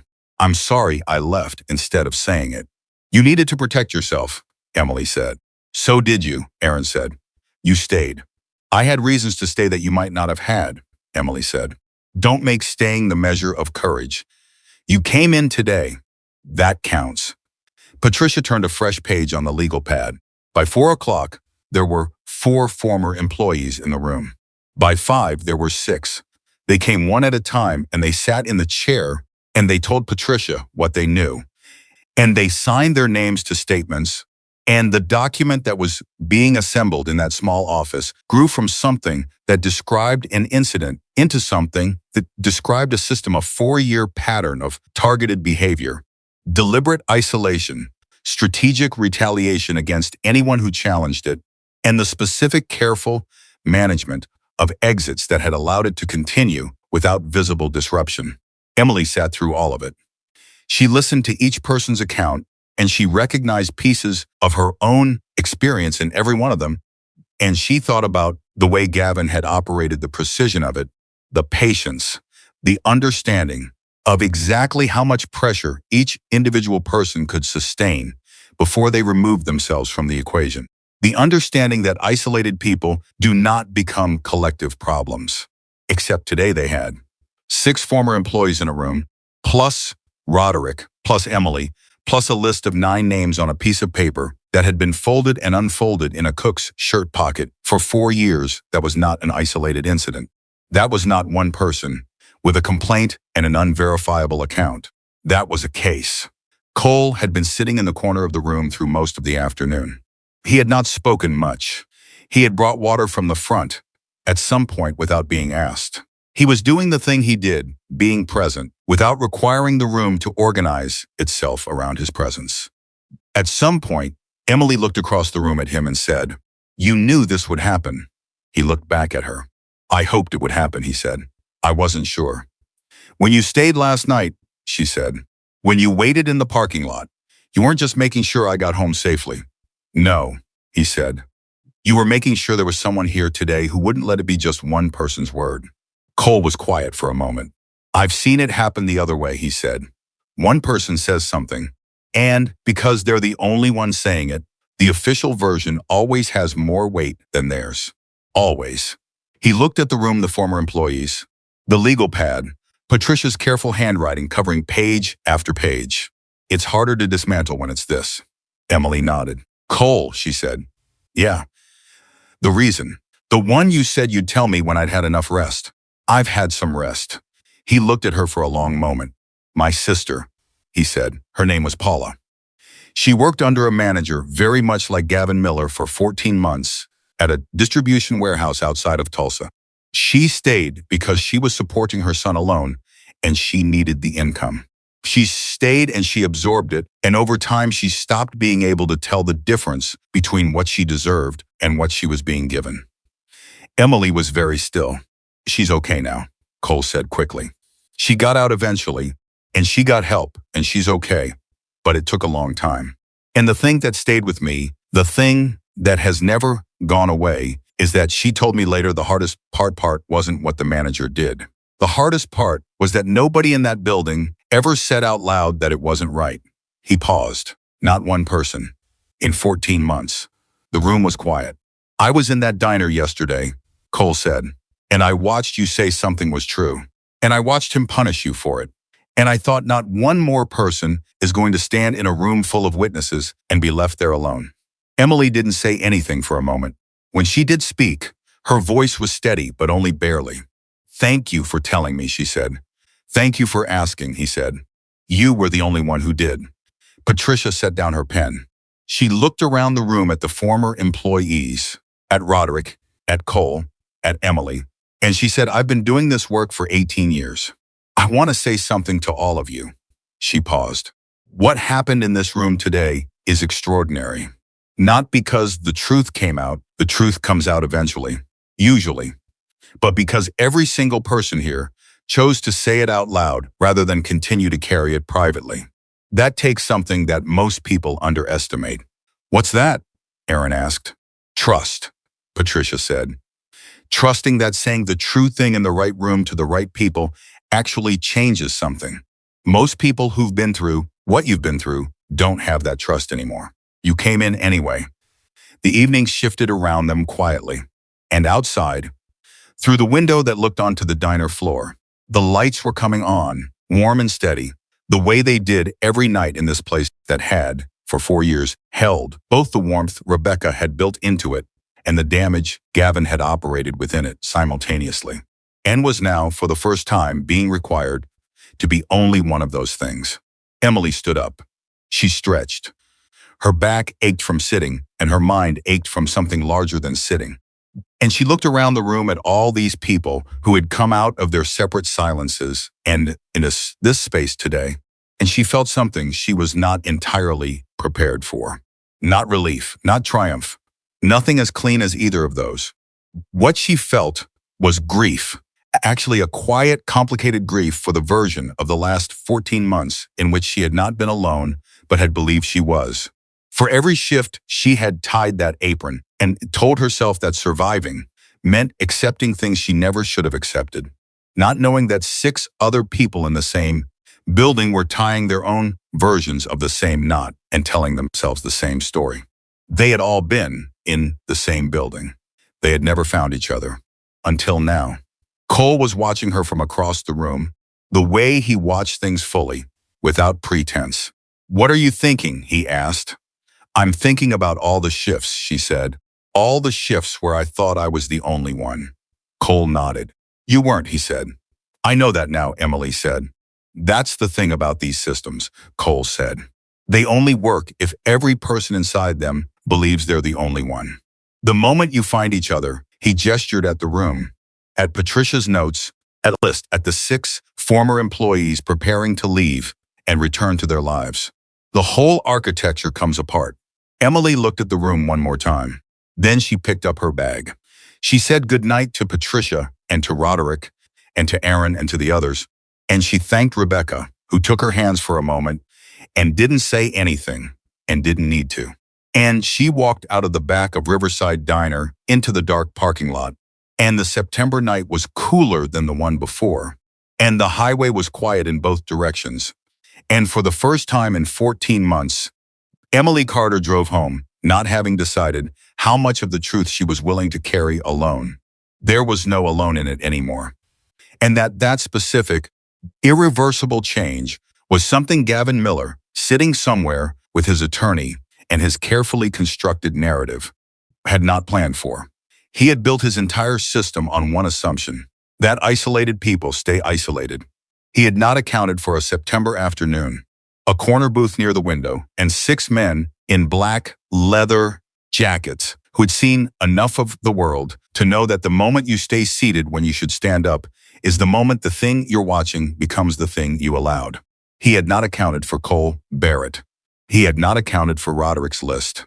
And he had not accounted for Emily Carter, who had spent 14 months absorbing things she should never have had to absorb, and who had finally, on a busy Friday afternoon, said a true sentence out loud and refused to take it back. The consequences of that refusal were still unfolding. They were nowhere near finished. The video crossed 1 million views on a Tuesday morning. Emily found out from her sister, who called at 7:48 and said, Emily, I need you to look at your phone right now. In the specific voice she used when something was either very good or very bad, and she hadn't decided which category it fell into yet. Emily looked at her phone. She looked at the number. She set the phone face down on the kitchen table and poured herself a cup of coffee and stood at the counter for a moment, just breathing. 1 million people had watched 18 seconds of the worst moment of her working life. She did not know how to hold that number. It was too large to feel real and too specific to dismiss. 1 million was not an abstraction. It was the population of a mid-sized city, an entire city's worth of people who had seen her hand go to her face, and Cole Barrett stand up from table 12, and the room go silent, and who had felt strongly enough about what they saw to share it with someone else, who had shared it with someone else and so on, in the particular way that things travel. When they touch something, that a lot of people already knew but hadn't seen named out loud before. Her phone had 42 new messages. She read 6 of them and then stopped because the reading of them was doing something to her that she didn't have words. For yet something between being seen and being consumed, between gratitude and exposure, between the warmth of knowing strangers cared and the cold she could no longer pray and control the story of herself. She called Cole instead. He picked up on the second ring, which told her he was awake and not surprised to hear from her. "Did you see?" she said.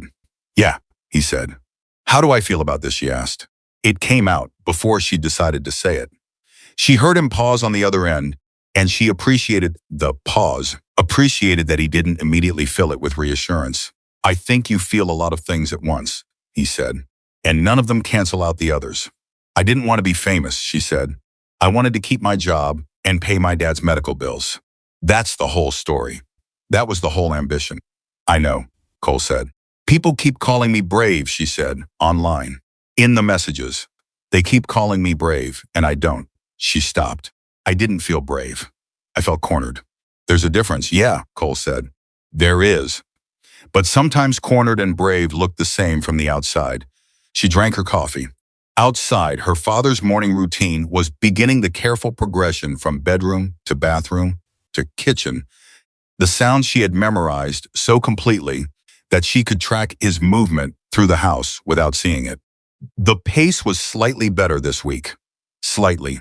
She was cataloging the improvements the way she cataloged everything that mattered carefully, without celebrating too early, because celebrating too early had cost her before. "Patricia called last night," Emily said, "after I got home." "What did she say?" "She said the documentation is complete. 7 current or former employees on record. Roderick's list of 9 names, cross-referenced with whatever HR files Rebecca could access going back 4 years. She said it's..." Emily paused. She said in her 18 years of doing this work, she's rarely seen a pattern this thoroughly documented from the inside. Cole was quiet for a moment. "What does that mean practically?" "It means that when Gavin's attorney tried to file the wrongful termination complaint yesterday, the response from Rebecca's legal team was apparently significant enough that Marcus Webb called Patricia directly to, quote, explore options for resolution." The line was quiet for a beat. "He backed down," Cole said. "He's backing down," Emily said. Patricia said, "There's still a process, still paperwork, still things that have to move at their own pace. But the wrongful termination angle is gone. His attorney knows what's in the documentation, and he knows that going to court with it means putting all 4 years of it in front of a judge." "Good," Cole said, simply, without theater.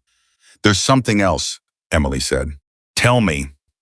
"The county sheriff's office called Patricia this morning. They're opening a formal investigation. Not just for last Friday. For the pattern. Patricia says the documentation we provided, combined with the video, is enough to initiate proceedings." She paused. Gavin could be charged. The weight of that sentence sat in the phone line between them for a moment. "How do you feel about that?" Cole asked. "I feel like I should feel more than I do," Emily said. "I feel like I should feel triumphant or relieved or something larger. But mostly I just feel," she searched for the word, "tired. And like the tired is okay finally." "Like I've earned the tired." "You have," Cole said. She heard her father moving into the kitchen, the particular sound of the coffee maker being engaged, and she said, "I have to go. Dad's up." "Talk later," Cole said. She hung up and turned around, and Frank Carter was standing in the kitchen doorway, looking at her with the expression he wore when he had overheard something and was deciding whether to acknowledge it. "That was Cole," he said. "How is he?" "Good," Emily said. "Good," Frank said. He went to pour his coffee. "He was moving better this morning." She noted it again. Filed it in the same place. She kept all the incremental improvements. "You know," he said, his back still to her, "I've been thinking about that man." "What about him?"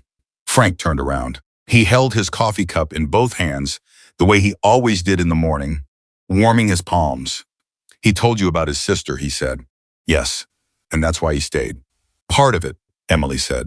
Frank nodded slowly. "There's something I want you to understand about what he did," he said. Not the standing up that was important, but it's not the hardest part. The hardest part was staying after the standing up was over.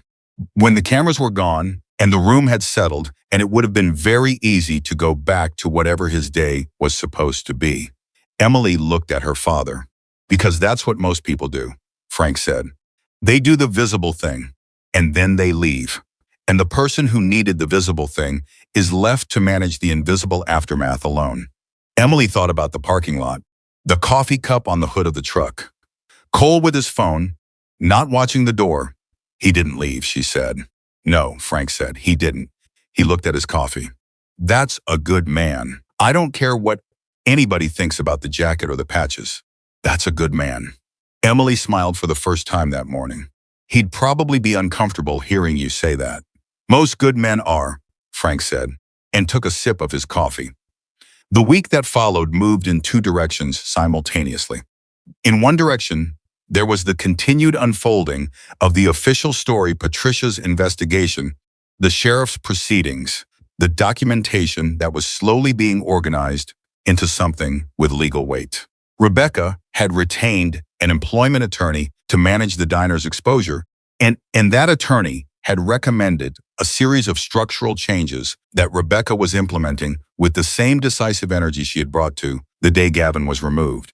Anonymous reporting systems, regular external audits, a clear posted policy on workplace conduct that was not just words on paper, but a process with named contacts and a paper trail that didn't run through management. The diner changed. Not all at once, nothing real changes all at once, but in ways that the staff noticed and talked about. Sandra, who had been with the diner for 6 years, told Emily on the phone that the morning shifts felt different now.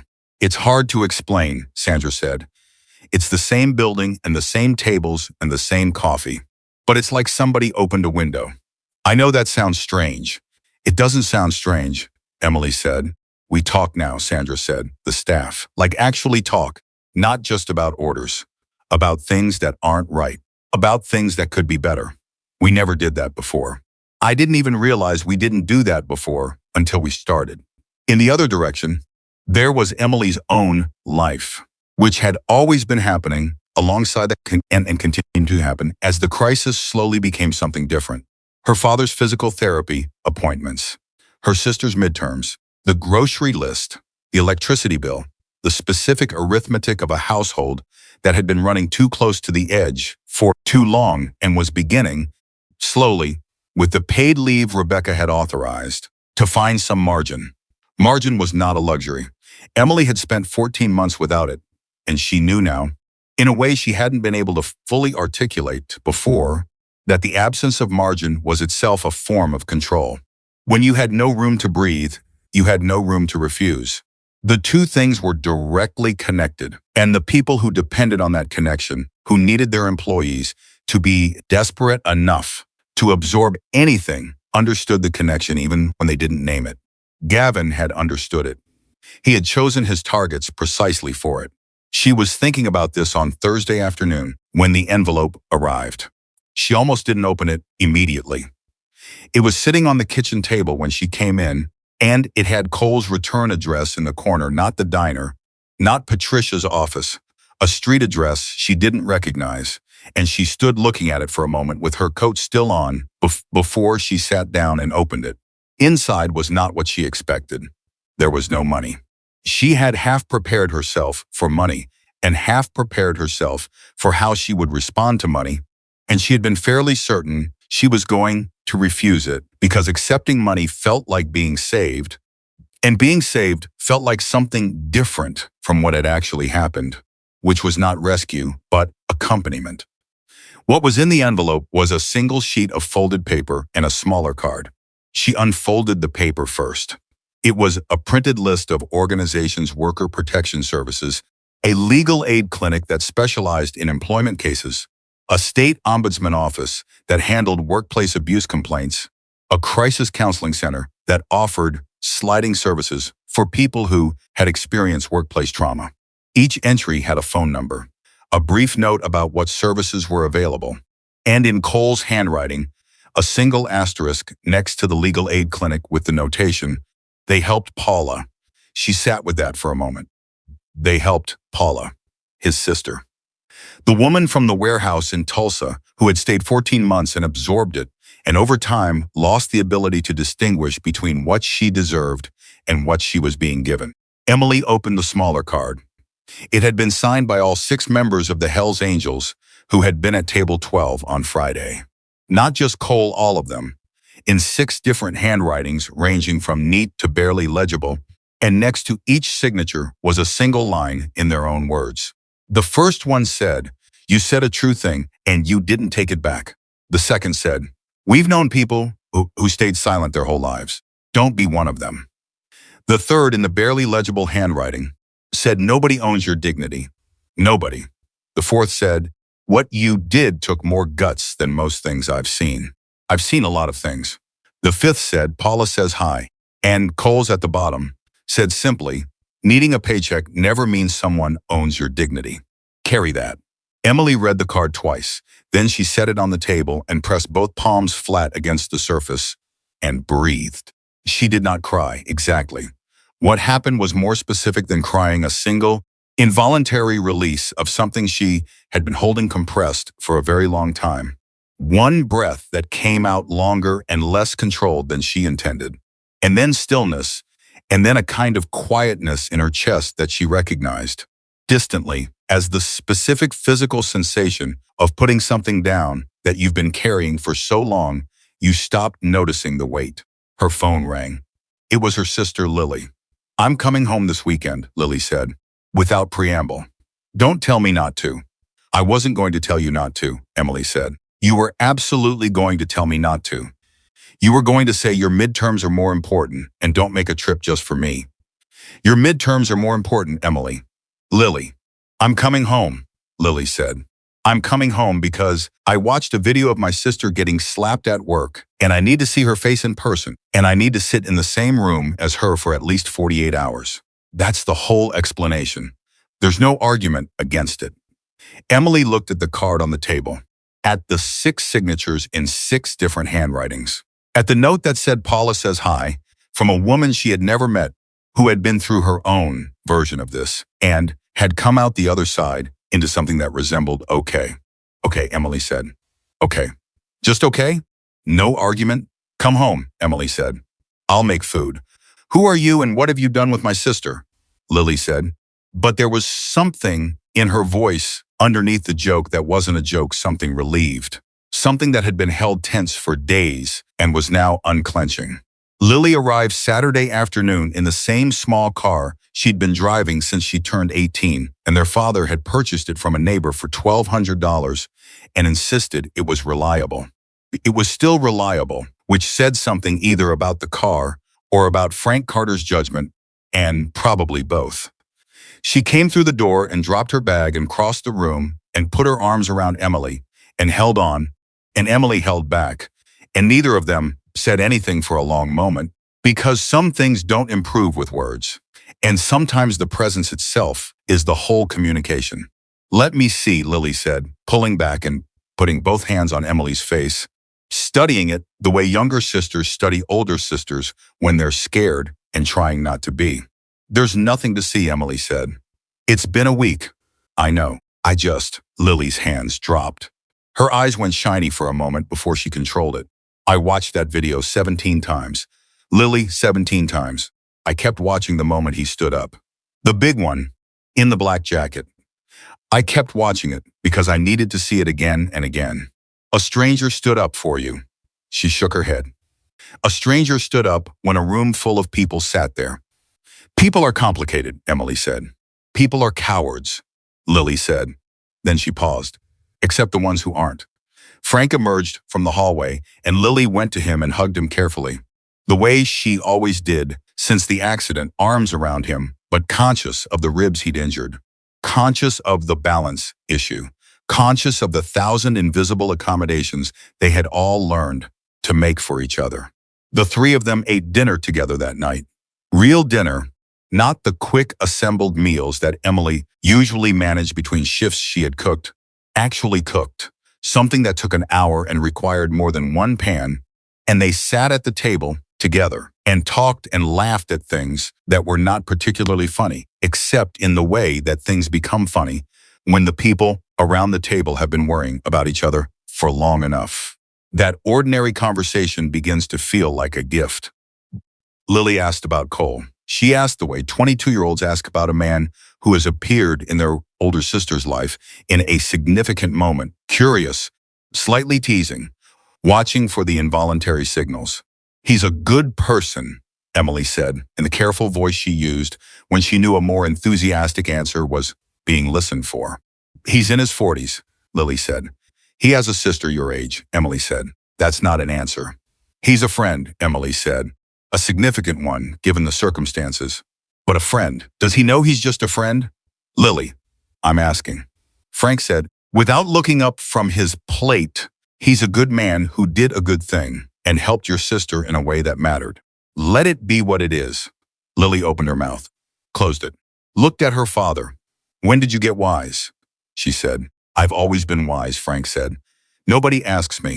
Emily laughed.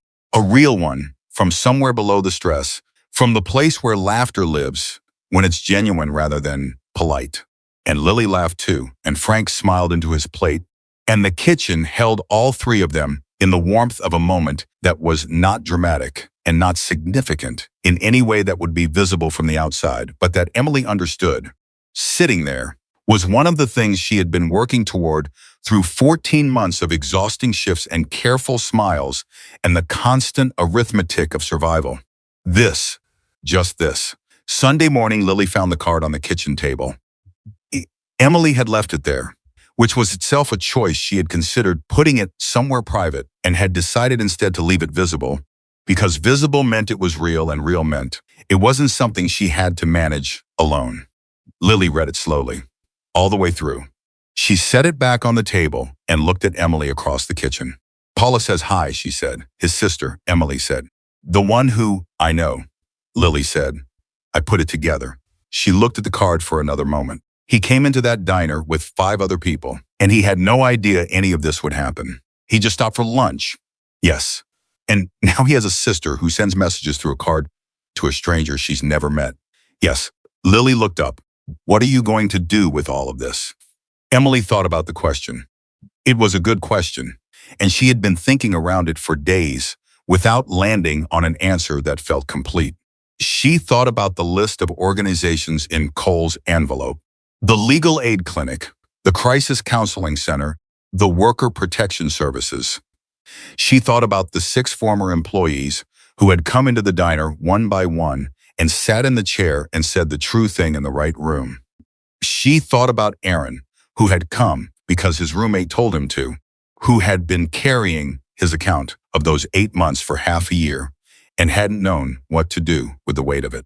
She thought about that question Patricia had asked: what does it feel like?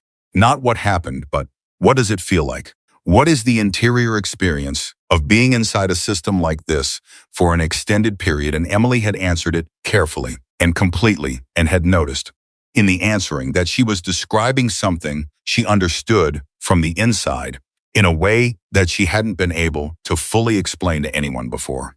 The specific texture of it, the way the fear accumulates, the way you start to believe the narrative the system creates for you, the way you stop being able to identify the line between what you're choosing and what you're being left no choice about. "I want to help people," she said. "People who are in the middle of it, not from the outside, not from a place of," she paused, searching, "not from a position of having survived it and looking back, from the inside while it's happening. I want to be the person who can say, I know what this feels like. I've been there. And here's what helped." Lily was very still. "That sounds like counseling," she said. "Yes," Emily said. "That's a degree," Lily said. "I know. You're going to go back to school." "I'm going to look into it," Emily said. "Evening programs. I've already started researching. There's a community college 40 minutes away that has a counseling studies program with evening and weekend courses." She paused. "Rebecca offered to work around whatever schedule I need. If I come back." "Are you going to come back?" Emily thought about that.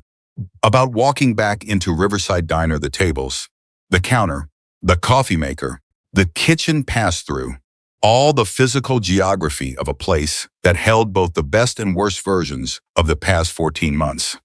About whether she could separate the place from what had happened in it. About whether the place could separate itself. I think so, she said. But differently. Not the way I left. Not carrying it the way I was carrying it. Lily looked at her for a long moment.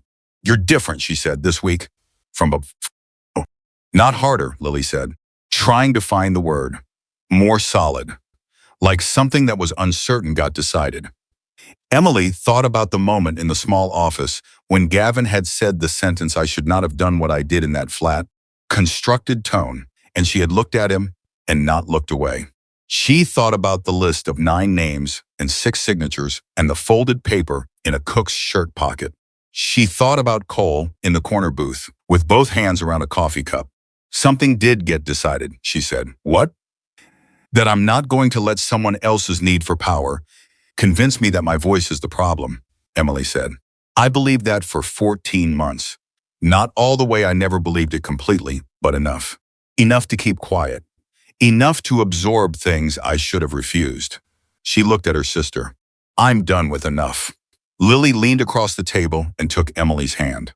She held it the way she had when they were children, before everything, before their mother, before the accident, before the years of carefully divided labor, where Emily had taken the worry and given Lily the permission to be young and free and unburdened. I'm sorry I wasn't here more, Lily said. I know you were protecting me. I know why. But I want you to stop. I know, Emily said. I'm serious, Emily. Let me carry some of it. I'm learning, Emily said. That's the honest answer. I'm actively learning how. Monday morning, Emily called Cole. I have something to tell you, she said. Tell me. I'm going back to Riverside Diner. Not this week, but soon. And I'm starting to look into a counseling program at the community college. She paused. And I'm going to use the legal aid clinic from your list to make sure my account is on record with the state labor board. Permanently. Cole was quiet for a moment. How does that feel? He asked. Like forward motion, she said, which is different from running. Running away from something and moving towards something feel completely different from the inside, even when they look the same from the outside. Yeah, Cole said. They do, Cole, yeah. I need to ask you something, and I need you to answer honestly. Go ahead. Are you going to disappear? She asked, not romantically. I don't mean that. I mean, you showed up at a diner on a Friday afternoon and you changed the direction of a life that wasn't yours to change. And I want to know if that was a one-time thing or if she stopped. If you're someone who stays. The line was quiet for long enough that she thought she might have pushed too far, asked for something that she didn't have the standing to ask for from someone she had known for less than 2 weeks. Then Cole said, I told you in the parking lot that looking away after the fact isn't much of an improvement. You did. I meant it as a general principle, he said. But I also meant it specifically. Emily let that settle. Okay, she said. Okay, he said. The club is doing a run through Texas next month, he said. We'll probably stop at Riverside again. I'll make sure to be working, Emily said. You better have the coffee ready, he said. She smiled. It was a real smile, the kind that started somewhere in the chest before it reached the face, the kind she hadn't been producing automatically. On demand, because a job required it, but the kind that arrived on its own terms when something genuine was happening. I'll have the coffee ready, she said. She hung up the phone. Her father was in the living room. Her sister was still in the guest bed, sleeping late the way 22-year-olds sleep when they've driven 2 hours and eaten a real dinner and finally exhaled. The house was quiet and ordinary, and hers. She sat at the kitchen table with the card in front of her. 6 signatures, 6 lines. Needing a paycheck never means someone owns your dignity. She picked up a pen. She found a notepad. She wrote at the top of the first page, because she had learned that the things you need to remember most are the things that disappear fastest when the pressure returns. I said a true thing and I didn't take it back. And then below it, because it was also true and equally important, I was not alone. She had not been alone on the Friday afternoon when everything broke open. She had not been alone in the small office on Saturday when 6 people came through the door one by one and sat in the chair and added their voices to hers. She had not been alone on Sunday night with her sister's hand over hers. She had not been alone on Monday morning with Cole's voice on the other end of the phone. She had believed herself alone for 14 months, which was the most expensive belief she had ever held, and she had paid for it in ways that were still being counted. But she was not alone. She never had been entirely. She had simply been inside a system designed to make her feel that way. The system was broken now, and Emily Carter, 24 years old, blonde, exhausted, and more solid than she had ever been in her life, was still standing. More than standing, she was beginning. 6 months is not a long time. Emily knew this in the practical sense. 6 months was not long enough to finish a degree, not long enough to fully repair a relationship that had been damaged by years of accumulated silence, not long enough to undo the particular kind of interior damage that comes from spending over a year convincing yourself that survival required surrender. 6 months was barely enough time to establish new habits, to learn to speak before the careful calculation happened, to stop bracing every time a door opened behind her at work. But 6 months was long enough for certain things to become visible that hadn't been before. Her father walked to the end of the block and back on a Tuesday morning in March without stopping. He didn't announce it.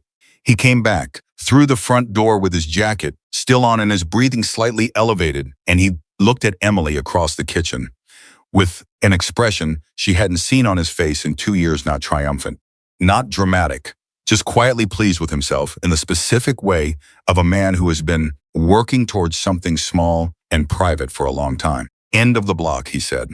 I know, Emily said. I was watching from the window. He raised an eyebrow. Not watching, she said. Just available. He almost smiled. There's a difference, he said, between watching over someone and trusting them to come back. Emily looked at him. I know, she said. I'm learning it. He hung up his jacket. He poured his coffee. And Emily filed that particular morning in the same place. She kept all the things that mattered most, not in words, but in the feeling of them, the specific weight and texture of a moment that was small on the surface and enormous underneath. Lily had finished her midterms. She called every Sunday now, not out of obligation, but because the Sunday call had become something she and Emily had built into the week deliberately. The way you build in things you've learned to stop taking for granted. They talked about small things, mostly classes, meals, the particular social ecosystem of a college campus that Lily narrated with the warmth of someone who understood she was lucky to be there. They talked about Frank. They talked about the diner. Occasionally, they talked about Cole. Have you heard from him this week? Lily asked. On the Sunday in late February, when the Texas weather had turned cold enough to be surprising about it. He called Thursday, Emily said. The run is confirmed for April. They'll come through this part of Texas sometime in the second week.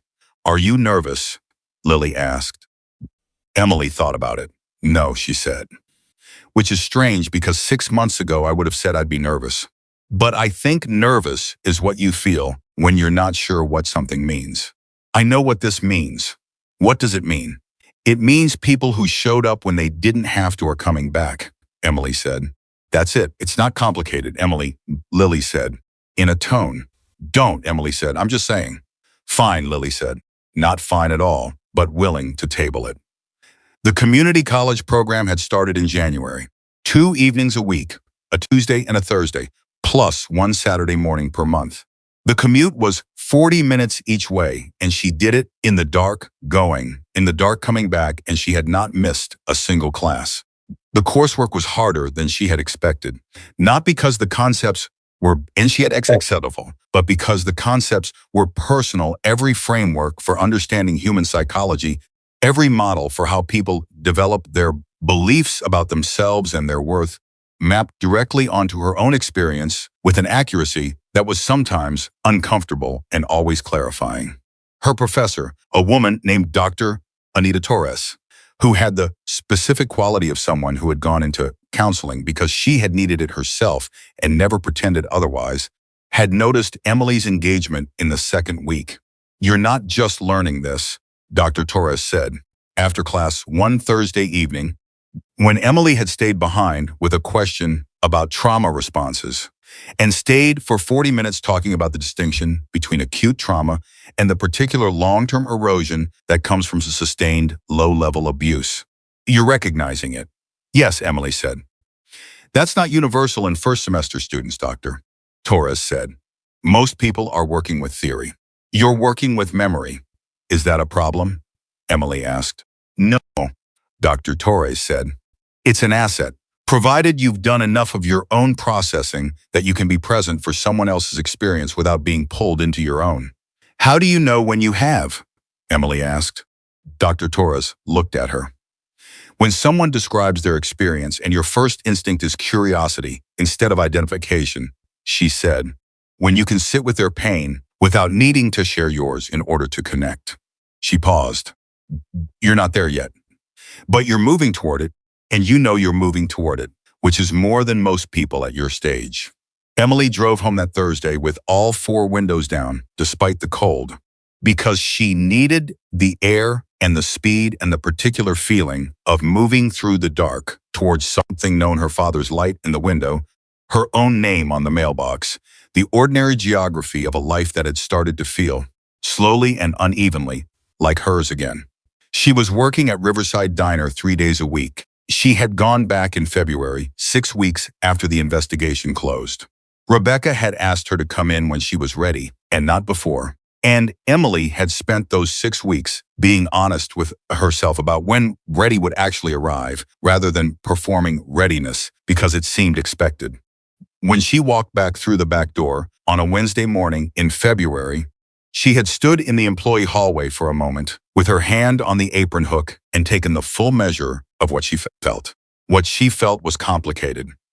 But underneath the complicated was something steady, something that had not been there before, something that she recognized now as the specific feeling of knowing your own ground. She tied the apron. She walked out onto the floor. Sandra had been the first one to look up. She had crossed the floor and put her arms around Emily without saying anything, which was the right response. And Emily had held on for a moment and then stepped back and looked at the room, the 12 booths. The counter with 8 stools, the kitchen pass-through, the large windows at the front, and it was the same room. The same room it had always been. But something in it was different, and it took her a moment to identify what it was. There was no bracing, no waiting for a particular footstep in a particular hallway, no calculation running in the background about what could be used against her and how. The room was just a room. Her room in the sense that she had chosen to come back to it. That was not a small thing. The structural changes Rebecca had implemented were visible in ways that mattered. The anonymous reporting system was a physical box now, bolted to the wall near the employee entrance, and Emily had seen Sandra use it once, already not for anything major, just a scheduling concern, but the using of it was its own statement. The external HR contacts number was posted in 3 places, laminated, permanent. The workplace conduct policy wasn't a paper in a drawer, it was framed in the break room, next to the coffee maker, in a place where everyone saw it every single day. The new manager was a woman named Judith Perez, 53 years old, who had been managing a larger restaurant in the next county and who Rebecca had recruited with the specific criteria of someone who had run a floor for long enough to understand that the reputation of a workplace travels primarily through how its employees talk about it when they're not there. Judith had walked into Riverside Diner on her first day, called a staff meeting, and said, without preamble, "I understand something happened here. I'm not here to pretend it didn't or to manage around it. I'm here to help build something different. That takes time and it takes all of us. So I'm going to ask you to give me the same honesty I intend to give you." Emily had liked her immediately. Not because she was perfect, she was direct in a way that sometimes landed harder than she intended. And she had a habit of restructuring systems before consulting the people working within them, which she was learning to adjust. But she was fundamentally honest, and fundamental honesty was, Emily had come to understand, the non-negotiable thing. Everything else could be worked on. Without that, nothing else held. The investigation into Gavin Miller had concluded in March. Patricia had called Emily on a Wednesday evening to tell her before it became public, which Emily appreciated the courtesy of being told directly rather than reading about it. The county DA accepted the case, Patricia said. He's being charged with workplace assault and criminal harassment. The pattern documentation from the investigation was submitted to the DA's office directly. They're treating it as a pattern of conduct, not an isolated incident. Emily sat very still on the other end of the phone. The 9 people on Roderick's list, she said. Are they? 3 of them have agreed to participate as witnesses, Patricia said. The others have declined for various reasons, all of which are their right. But the documentation itself, the timeline, the exit records, the pattern that stands regardless of who participates. What happens to him? Emily asked. That depends on a lot of things, Patricia said. The court process, how he pleads, the DA's priorities. I can't give you a guarantee about outcome. She paused. What I can tell you is that it is on record, permanently. Whatever he does next, wherever he applies, whatever version of himself he presents, this is on record. Emily thought about what that meant. Not the legal mechanics of it, but the specific significance, the impossibility, now of the erasure. The system that had depended on private suffering, on isolated individuals too frightened to make their accounts permanent, on exits engineered to leave no official trace, that system had met its own record and could not unmeet it. Thank you, Patricia, she said. You did the work, Patricia said. All I did was hold the pen. She called Cole after she hung up with Patricia. She told him what Patricia had told her. He listened without interrupting. When she finished, he said, How do you feel? Like something closed, she said. Not finished, I know the legal process goes on for a while. But closed. Like a door that needed to be shut is shut. That's a good feeling, Cole said. It is, she said. Cole, the run. You said second week of April. Looking like the 8th or 9th, he said, depending on weather between here and there. Okay, she said. I want to tell you something before you get here. Tell me now, he said. I started a group, she said. There was a pause on the line. What kind of group, he asked. Workers, she said. People who've been through what I went through. Or something like it. We meet at the community center on the 1st and 3rd Wednesday of every month. It started with 6 people. Aaron came. 2 of the women from Roderick's list that I tracked down through Patricia, and 3 people I didn't know at all who found out through the video. She stopped. We don't have a fancy name for it. We just meet and talk. And people say the things they've been saying inside their own heads for months or years, and they discover that someone else has been saying the same things. Cole was quiet for a moment. How many people now, he said. 19, Emily said. As of last Wednesday. Emily, Cole said. I know it's not a counseling practice, she said quickly. I know I don't have the credentials yet, and I'm careful about the distinction. Dr. Torres helped me set up appropriate boundaries and referral processes. It's a peer support group, not therapy. I know the difference. That's not what I was going to say, Cole said. What were you going to say? I was going to say, that's remarkable, he said, quietly and without drama. It's remarkable. She didn't know what to do with that immediately. She had been braced for a qualification, for a practical concern, for the kind of measured response that responsible people give when they want to be encouraging without overpromising. She had not been braced for simple, direct acknowledgement delivered without ceremony. Thank you, she said. Paula asked about you, Cole said. Emily's chest tightened slightly. How is she? Good, Cole said. She finished her paralegal certification in December. She's working for a firm in Tulsa that handles employment law. A pause. She said the fact that you're running a peer group 6 months after what you went through is, she said, it's what should have existed when she needed it. Emily closed her eyes for a moment. Tell her she can call me, she said, if she ever wants to. No agenda. Just tell her she can call. I will, Cole said. The 8th of April was a Wednesday. Emily worked the morning shift and stayed through lunch. The day was ordinary in the way that days become ordinary again. After they've been extraordinary for a while, tables filled and emptied. Coffee was poured. Judith called a brief staff check-in at 10:30, the way she did every Wednesday. And Sandra had brought her daughter's birthday cake to share in the break room. And the cake was chocolate with too much frosting, and it was exactly right. Emily was refilling the counter coffee at 12:47 when she heard the motorcycles. She didn't turn around immediately. She finished what she was doing, the cup, the pour, the thank you, to the man at the counter who nodded without looking up from his newspaper, and then she turned. 6 motorcycles in the parking lot. Black leather jackets visible through the large windows at the front. The same parking spaces they'd used in September. Near the window, which might have been coincidence and might not have been. The door opened. Cole came in first. He looked exactly the same as he had in September, gray, threading through the dark hair, the beard, the quality of stillness that moved with him wherever he went. Behind him came the 5 others, filing in with the same unhurried ease, taking the same table near the windows, table 12, as if they had a reservation. Cole looked across the diner. Emily was already walking toward the table with the coffee pot. She set down 6 cups without being asked. She poured without spilling. She looked at Cole, and he looked back at her.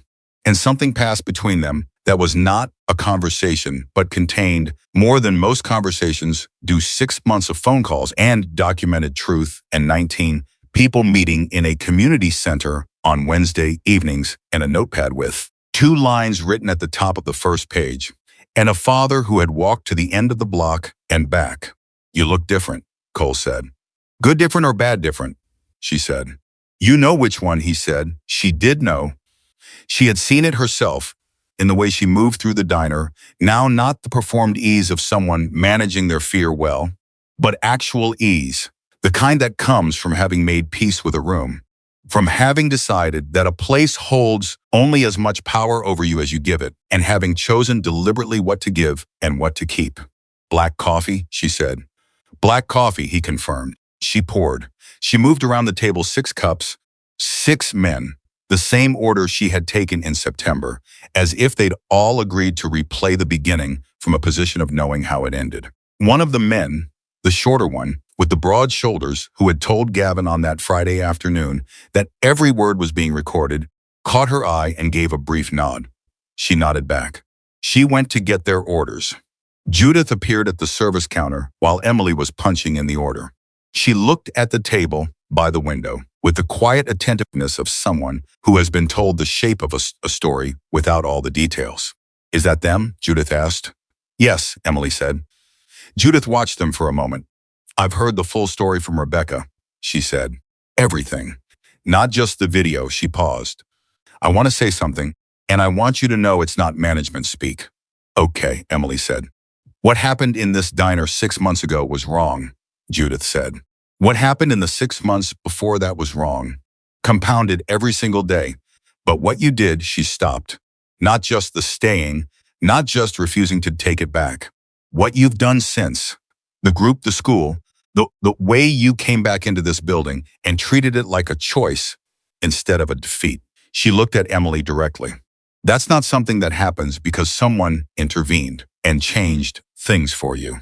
That came from inside you. It was already there. The circumstances just forced it to the surface." Emily looked at the order pad in her hand. "I had help," she said. "Everybody who does something real has help," Judith said. "The help doesn't diminish the thing. It's just how it works." Emily took the order to the kitchen. Roderick was at the grill, and he looked up when she slid the ticket through, and he glanced at the window table and back at her. "I made the pie fresh this morning," he said. "You didn't know they were coming," Emily said. "No," Roderick said, "but it's Wednesday, and I've been making fresh pie on Wednesdays for 6 months, and it turns out that was the right call today." He turned back to the grill. "Table 12 gets pie." Emily laughed. She brought the pie without asking. Cole looked at the plate when she set it down. He looked at her. "From Roderick," she said. "Don't argue with Roderick about pie." "I wouldn't dream of it," Cole said. She sat in the empty chair at the edge of the table, not invited. Exactly, but not uninvited, occupying the particular position of someone who has earned a place at a table without needing to be told they have it. "Tell me about Paula," she said. Cole cut into his pie. "She got a case last month. First one she was primary on. Workplace, retaliation manager at a distribution center. Pattern going back 3 years. He looked up. She said she knew exactly what to look for because she'd lived it. Did they win? Emily asked. Settlement, Cole said. Confidential terms. But the manager was removed and the company implemented. He glanced at her. The exact same reporting infrastructure your diner has now. Emily absorbed that for a moment. She did that, Emily said. She did that, Cole said. Because someone in a diner in Texas didn't take it back. He held her gaze. You understand what I'm saying? I understand, Emily said. I'm still getting used to it. Getting used to what? To the idea that what you do in one room on one afternoon can travel somewhere you never expected and change something you never saw coming. Cole set down his fork. He looked at her with the full, unhurried attention that she had come to think of as simply his way of being in the world. Not intense in a theatrical sense. Just genuinely present. That's the whole thing, Emily, he said. That's the entire thing. Every person in your group on Wednesday nights they came because something traveled. Something you said. Something someone else said. The video, the record, the documentation. It traveled. And they found each other because it did. 19 people, she said. 19 people, he said. There was a woman last Wednesday, Emily said. She'd been in her situation for 3 years. 3 years, Cole. She sat down in that circle and she said, I thought I was crazy. I thought I was making it up. I thought if I were just better at my job, it would stop. And everyone in the room looked at her and nobody said anything for about 10 seconds. And then Aaron from the diner, he said, that's exactly what it's designed to make you think. You're not crazy. You were just inside it. Cole didn't say anything, but his expression did something quiet and significant. He said it better than I would have, Emily said. And it came from him, not from me, which was, she paused, which was the moment I understood that the group is working. Because it's not me anymore. It's all of them. They teach each other. I just opened the room. Opening the room is not a small thing, Cole said. I know, Emily said. I know that now. Across the diner, Rebecca Dawson came through the front door. Emily hadn't known she was coming. Rebecca had been stepping back from daily operations since bringing Judith on, returning to the ownership role that suited her better than management had in the years she'd spent overseeing both. But she was here today, and she looked at table 12, and she crossed the room with the same directness she brought to everything. Cole, she said. Rebecca, he said. I'd like to thank you in person, she said. I intended to do it in September, and I didn't have the right words for it yet. You don't have to thank me, Cole said. I know I don't have to, Rebecca said. I want to. Because what you did, not the public part, not the part on the video, the part after. Staying, waiting. Making sure the morning after was not a morning she faced alone. She looked at him steadily. That part doesn't make the video. That part doesn't get the 1 million views. But that part was possibly the most important part. And I want to say so out loud. Cole looked at her for a moment. She would have gotten there herself, he said. Everything she's done since the group, the school, coming back here, none of that came from me. That was already in her. I know, Rebecca said. But getting there alone and getting there with someone beside you are different journeys. They end up at the same place sometimes, but the cost is different. She paused. You reduced the cost. Rebecca stayed for coffee. She sat at the counter, not at the table, giving the table its own space, its own private geography, and Emily moved between the two, with the easy flow of someone who knew a room well enough to navigate it without looking at her feet.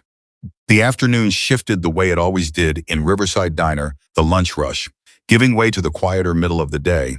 A few tables turning over, the kitchen settling into its steady pace. Sandra stopped by table 12 to refill coffees and ended up in a 5-minute conversation with 2 of the men about a motorcycle route through the hill country that she swore was worth the detour. Judith came out of the back once, assessed the floor, nodded at nothing in particular, and went back.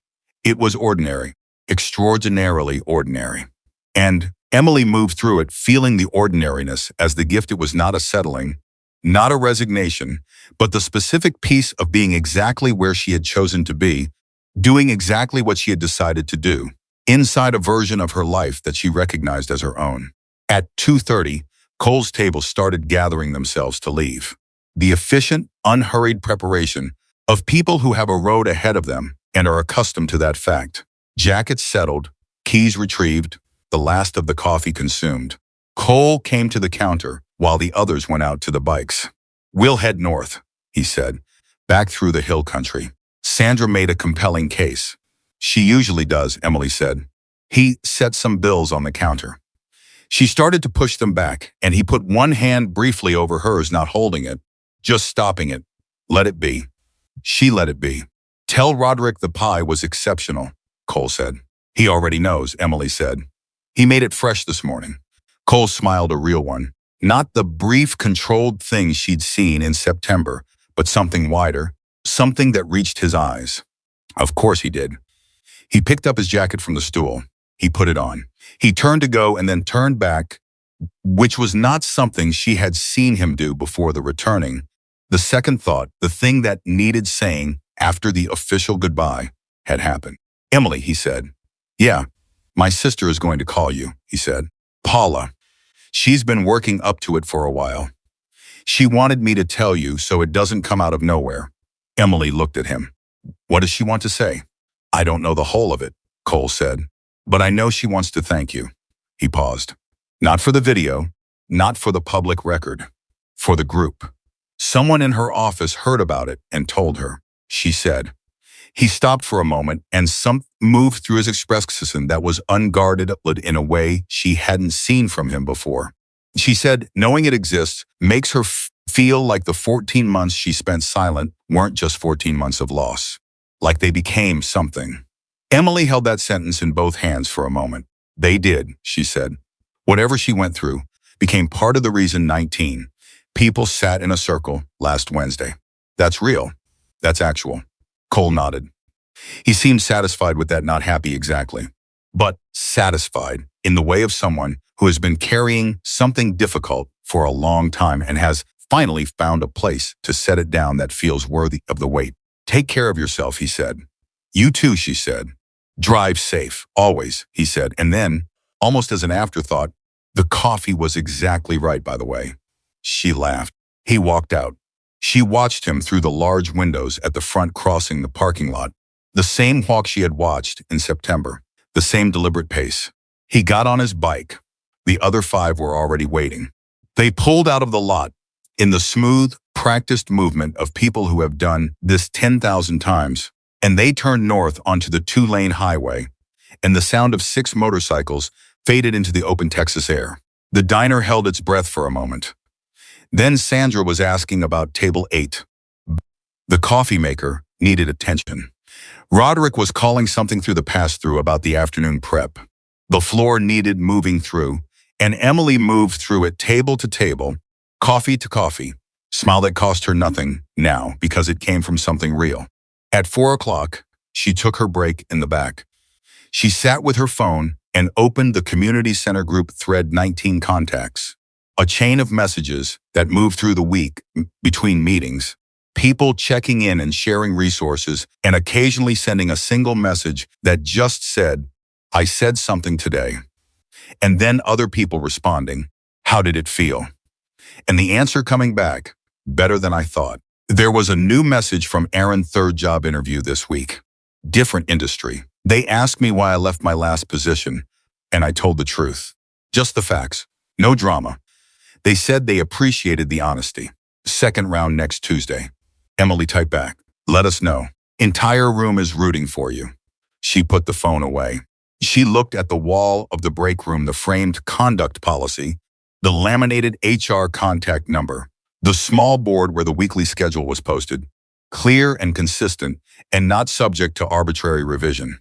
Ordinary things, administrative things, things that should have been there all along and were now there, finally, because someone had refused to let one afternoon in September be absorbed into the machinery of ordinary days. She thought about what Dr. Torres had said about the difference between working with theory and working with memory. She thought about the woman at last Wednesday's meeting who had said, "I thought I was crazy for 3 years." She thought about Roderick's list, folded in a shirt pocket for 4 years. She thought about Paula finishing her paralegal certification and taking her first case and knowing exactly what to look for. She thought about her father walking to the end of the block and back. She thought about Lily, who called every Sunday. She thought about 6 motorcycles turning north onto a 2-lane Texas highway, carrying 6 men who had stopped for lunch in September and stayed for everything that came after. She thought about an 18-second video that had been watched by over 1 million people, most of whom would forget it within a week, but some of whom had seen something in it that connected to something they already knew, some truth about power and silence and the specific cost of looking away, and had done something with that recognition, had called someone, had sat in a plastic chair in a community center on a Wednesday night, had sent an email to an HR contact they'd been afraid to contact for months, had said finally, out loud to someone who was listening, "I thought I was the only one." They were never the only one. That was always the lie at the center of everything. Emily stood up from the break room chair. She straightened her apron. She looked at herself in the small mirror near the employee hook, not the checking look, not the preparing for public look, just the ordinary human act of seeing your own face. She saw a 24-year-old woman who spent 14 months believing that survival required silence, and who had learned on a busy Friday afternoon in September that the moment you say the true thing and refuse to take it back, something begins. Not something easy, not something finished, but something that traveled. She went back out onto the floor. The diner was warm and loud in the way of a late afternoon, gathering the after-work crowd beginning to drift in. Familiar faces at familiar tables, the smell of Roderick's grill and Rebecca's pie filling the air with the specific comfort of a place that had been rebuilt from something broken into something better. Emily moved through it with both hands free and her head up and her voice ready. Not because nothing had hurt her, because she had decided deliberately, on her own terms, with full understanding of the cost, that what had tried to make her smaller had instead, against all its intentions, made her exactly the size she was always supposed to be. That was not the end of Emily Carter's story. It was, precisely and permanently, the beginning.